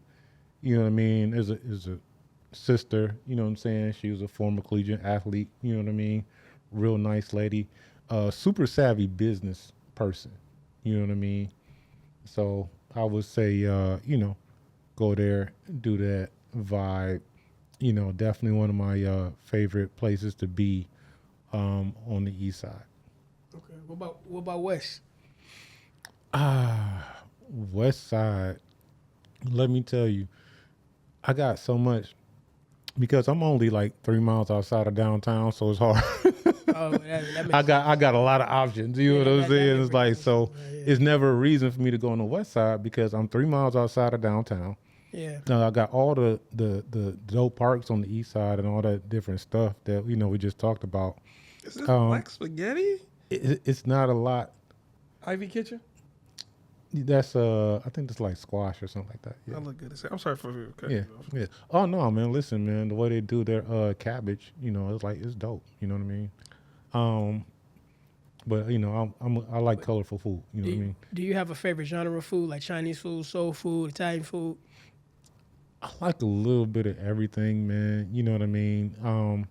Of course, number one is our Southern style cuisine, as I call it. You know what I mean? We love that. But I do like Asian food. You know what I mean? I'll be moving my homeboy Mike. His restaurant is Ima, IMA, in Corktown. He has a couple of locations there. He's a brother of Asian descent as well, and dope vibes, dope place. Yep. Ramen, I love ramen. absolutely. Ramen is people be sleeping on ramen though. It ain't the same ramen that's in the pack. It's not the same ramen that's in the pack, man. You know what I mean? So, absolutely. I would definitely try this place for real. We got fried chicken right here. Is that fried chicken right there? It is. Oh yeah, I'm going. Yeah. Yeah, you see your fried. You'll love it, man, man. I'm And going. he's actually got 3 things, man. So he's like he got 2 locations with Ema. Then there's a kind of a spin-off, a fast food version of Ema called Super Crisp. Super crisp. Yeah. So that is that's super dope, man. So these are the places that I love, man. Can I shout out one restaurant? Because we went a long time ago, but to this day I still remember what that shrimp tasted like. It's off of Woodward. It's called Empire Kitchen and Cocktails. Yep. The spot we went to at Cornell. Yep. Man, that spot, it was something else they had. I forgot what it was. It was good with the shrimp. And the atmosphere was nice. The women was looking lovely. I should have got on that one girl. I still regret not even saying hi to her. Don't you hate that as a man? She had so many You fans. got to at least say tell. hi. Well, they had a good night going. They got kimchi fries. Oh, that's dope. You know what? I've been there actually a few times. I was actually there for the grand opening. Oh, you were? Mm-hmm. I was there for the grand opening some years ago. Then they shut down. Then they came back. Dang. Sheesh. Yeah, man. And it's just so here. Let me give you a low key spot that. Off camera or on camera? Oh no, I'm gonna give it to you on camera. Right. You don't have to. You don't want everybody. No. No It's cool. gatekeeping. Go for it. So, best burger in the city, Bar Pagel. It's Pagel or Pagelli, something like that. Pagel. It's on John R. in Detroit. Just popped up. Okay, so best burger in the city. The burger's not even on the menu. You just got to ask for it. So when I tell you, He said you gotta ask for a gotta secret ask for it. menu. so I'm looking at it now. it is a high-end bar. It's right across the street from the spot. Yep. It's a high-end bar. I see these anytime it's oysters on the menu. Yeah, high-end. it's a high-end bar. Amazing drink. So if you want to score, they have a parking lot. They got morel mushrooms. Yeah. So if you have I know the owners. In fact, and I know the builders who built that place. I work with the builders who built that a lot. I work with them a lot. And it's pronounced Bar Pagel. Yeah, Artisan Construction. They shout out to Chicken them. waffles too. Yeah, so if you are trying to, if it's a birthday or something like that, you know what I mean? That is birthday level. If it's just like the two of y'all or whatever. Yeah. So it's just a really dope place. It has a parking lot, so you're not going to spend $40 on parking. You know what I mean? That matters in this economy. You're definitely right. And I will say this: they got oysters for you gentlemen. Oysters is an aphrodisiac. So usually, if a woman order oysters, that means she's trying to let you get some. But don't take that as a clue to go overboard and be like, "Ooh, I'm getting it." Don't get too overzealous. They got steak, fries, Yeah. and some bomb ass mac and cheese. Like sometimes, don't even look at the prices. Just go. Absolutely. Okay, look at the prices, because some people would be like, oh. Yeah. I'm sorry, I gotta look at the price at least one time. No. Listen. The food is priced reasonably. The drinks are more expensive, but they are also potent. So she's not gonna drink 4 or 5. She's gonna be one. Now I will say this: I do like radish too. The radish actually looks pretty good too. I don't even know what this is, but it look good. Triangle, whatever, goodness. Yeah. If that's a hash brown, that's beautiful. Yeah, and they I think they opened a second location in Oak Park, I believe. Really? Yeah. This is definitely, hey man, you've been coming through in the clutch with these good restaurants. Listen, man, I can go all day if I wasn't just coming off the top of my head, bro. Like I can. Yes, because we've been trying to find new places to eat for the longest. Man, listen, there's just so much stuff in the neighborhood, man. Is these Best. chili cheese fries with the garnishments? Look like it. Look like, oh, and it's I don't not know. beef heart chili cheese fries. A lot of people didn't like us for doing that. And that's it. You know what I mean? It's like next time I see y'all, man, we're gonna do top 5 bars, dead or alive. We'll do a short segment. Bars? What you mean? My top 5 bars, top 5 dead or alive. Wait, what do you mean? Hey, we Dead talking or alive? Where you can order drinks? Yeah. How do you mean dead or alive? I'm just. That's what's throwing me off. top 5 dead or alive. You know See, I'm what not a saying? drinker, so I got to stay out of that conversation. I'm not a drinker myself either. However, as a gentleman, you need to know where you can get a quality cocktail. I don't drink either. I don't. We could do top 5 restaurants. She will. Okay. That we're not talking. We're not doing this for us. Okay. Well, I do kind of want Cigar to feel bars. like I'm participating. I got like non-alcoholic beverages. Oh, absolutely. That's If what- okay, it's gonna that's- be a top 5 bar, it has to have a non-alcoholic thing. Okay, that's yeah, Cigar I'll bars do- count? Yeah. He frequent those. Okay. Yeah. Yeah, cigar bars all day. Yeah. I'm mad. By the way, I'm mad they closed that all black one down out of Farmington. Yeah, the one we made the short about. Damn, I'm mad they closed that down. It was close when we made the short. Was it? Yeah, it was close. Yeah. I didn't know that. Yeah, man. But you know, I'll shoot y'all that bar list, and y'all, you know, check it out, man. And, No, you shoot me know, the investment list. That's what I need. that's it. Yeah, that too. Listen, yeah, I got y'all. Since you gave us a list about you know, all the foundations that will, you know, you can borrow money from, you know. Mm-hmm. If you got any more, definitely let us know. Oh, for sure, man. We did Black Leaders of Detroit. We did the Michigan Black Business Alliance. And Motor City. Motor City. Contract. We did the Motor City Contractor Fund. And there's probably a couple more I can think of right now, but I'll get with y'all and make sure we know, man. I need y'all to. I want to go through all of these things and make sure I pass back that information, especially people who are willing to put up the dough and help you in your journey. You know what I mean? Yeah. And that's it. And you just put other brothers on, man. Like I said, when y'all get ready to go do some demo, you know, don't like Damon, we need a certificate of insurance for about 3 days. Got you. No. Yep. I already paid for it here. Sounds good. Sounds good. You know what I'm saying? I'm still looking at these pictures, man. This food is endless, man. We ready for these questions? Yeah. All right. You already know what to do. right there. Bowls on that side, and we're gonna play our famous. That look good as hell. That look sexy as fuck. You could tell they took the chicken off and then put it back on the bone before they fried it. So what's down underneath it? That's, Shit, I don't know what look like shredded potatoes. It might be. I don't know. I want. Hey, if it had like a sprinkle of lemon pepper on there, Listen, the fries are dope too. they look good. Oh yeah, they had fries with some type of something on it. Yeah. Can you hear So me? you pass Is the yours- bowl. We gotta play our music when we do it. That's why you're miserable. You gotta pass the bowl this way. Oh, y'all pull? Yeah, all we cool. are. Oh, yeah. yeah, I don't know. You pulled one. Oh no, Oh, you no, can no, read that's yours. your- That's your question. that's Read your one. question, Yeah, yeah, we we all all- here. If you like the question, read it. If not, put it back. Like E40, tell me when to go. If you like your question, you're welcome to read I it. want to say we did this before. It says, "Do you think OJ did it?" We did. We did that. I'm throwing that out. If you want to, if you like your question, you can welcome to read it. If you could send a message to you from 10 years ago, what would you say? 10 years ago, I was about what? Invest in Bitcoin. Finish the story. That's what I would say to me. Finish your story. Because 10 years ago, I was off Mac and Van Dyke with a chick who was clowning me for having a raggedy hood house, and car barely worked. And I knew that I had wonderful business ideas. I just needed some seed capital to get started and start up. So if I was to see myself 10 years ago, I'll give you a firm hug and a slight smack on the back of the neck and be like, look him in the eye and say, yo, finish your story. It's going to work.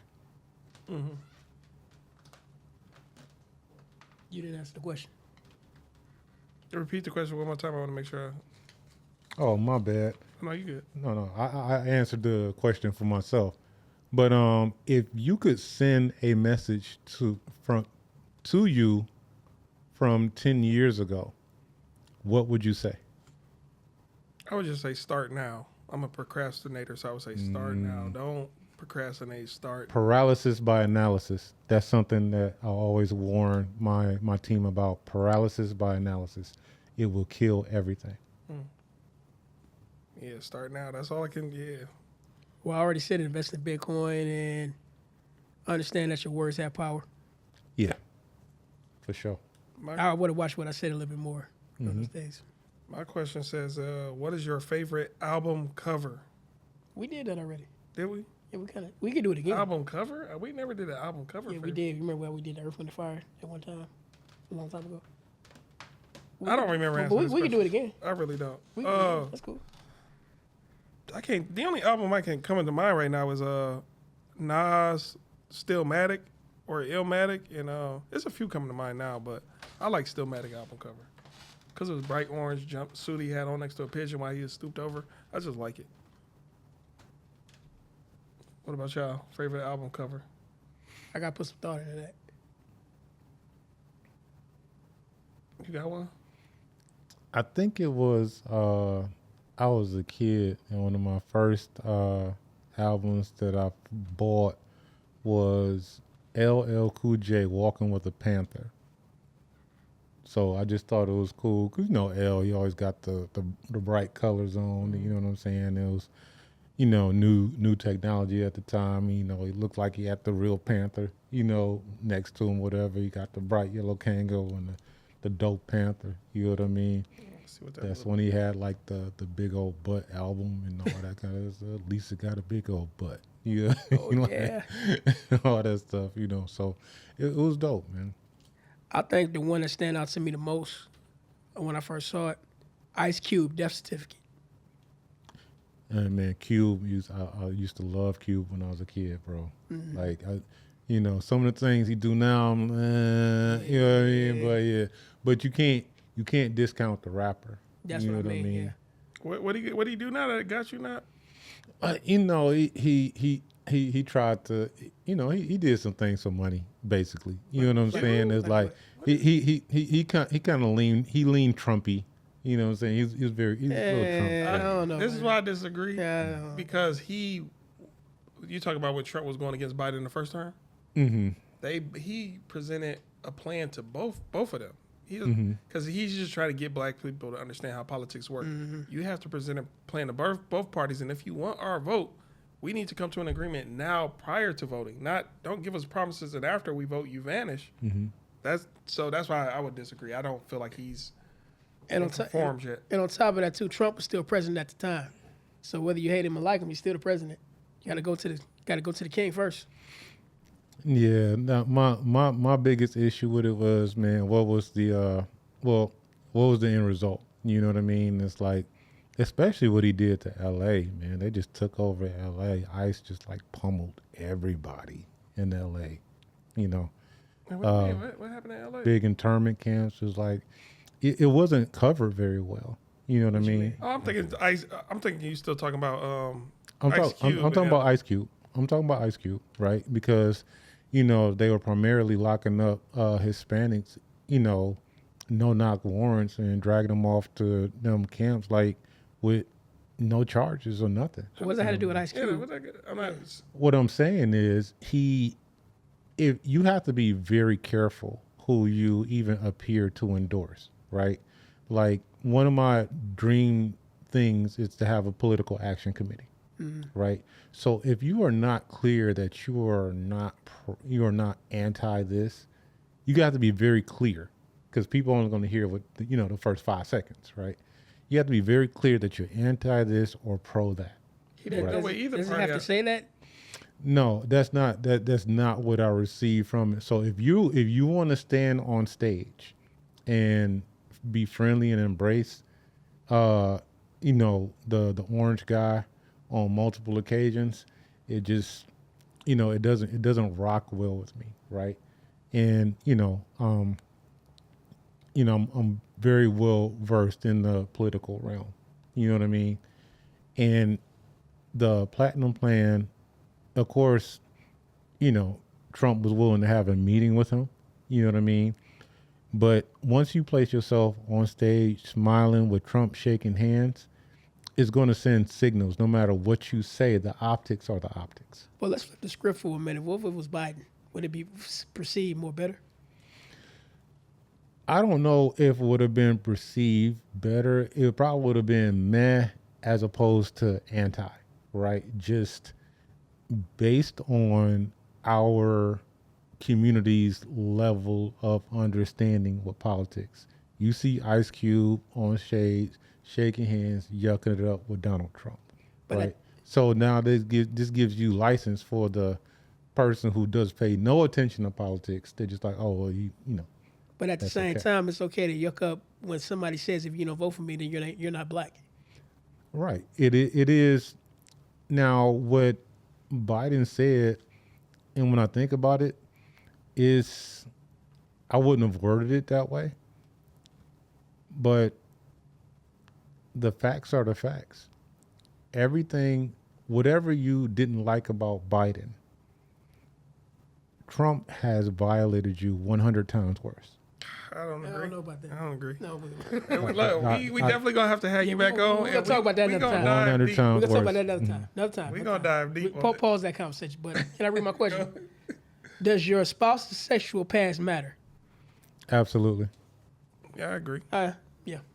Yeah, that was I think we all agree with that. matters. Absolutely. We don't really have Can to you find it out though? That's the question. Cause Yeah, when on the layers, you know what I mean. It's like the past is the past is the past. No, that's judgment. That's credibility. Some men don't want to be with a hoe or a stripper. Like certain titles that a woman had in her life, a man doesn't want to connect himself to, unless it's some late night. I'm only pulling up. We doing what we do. Well, how do you? And this is the tricky part about me. How can you understand credit when you go to sign for a car, but you don't understand why your past matters? Oh, that's yeah. Because credit going to help for the. Yeah, I got you. But see, you know the thing about it too, since we live in a digital age, these phones can really, you know what I mean? You can expose somebody. Cyber footprint. You can really expose somebody. Absolutely. You know what I mean? Especially like, you know, one of the man's worst fears is be like when you bring your girl around the crew, everybody looking like, this you? This you? Man, we did that to her a long time. You know what I mean? Listen, Yeah. and that's the thing. You know what I mean? And it's like you take somebody somewhere and they're like, oh, don't I know you? Don't I know you? You know what I mean? And then suddenly she got to go to the bathroom. You know what I mean? Or she hugging every dude at the party. right. Too friendly. Yeah. Those are all like bright. She getting invited red on stage flag. doing the most. Yeah. So it's 100 bright red flags. It's just a matter of, are you willing to start over? Are you willing to hit the delete button and just say okay? Please. Or just have her as a fun piece. Like if it's a good, fun girl, for one, I don't take them out. We just hang out on the late night, But you know, it's kind of hard to deliberate that because let's say y'all started off serious. You know what I mean? Mm-hmm. Then all of a sudden you find out about her past. Now you want to switch the terms.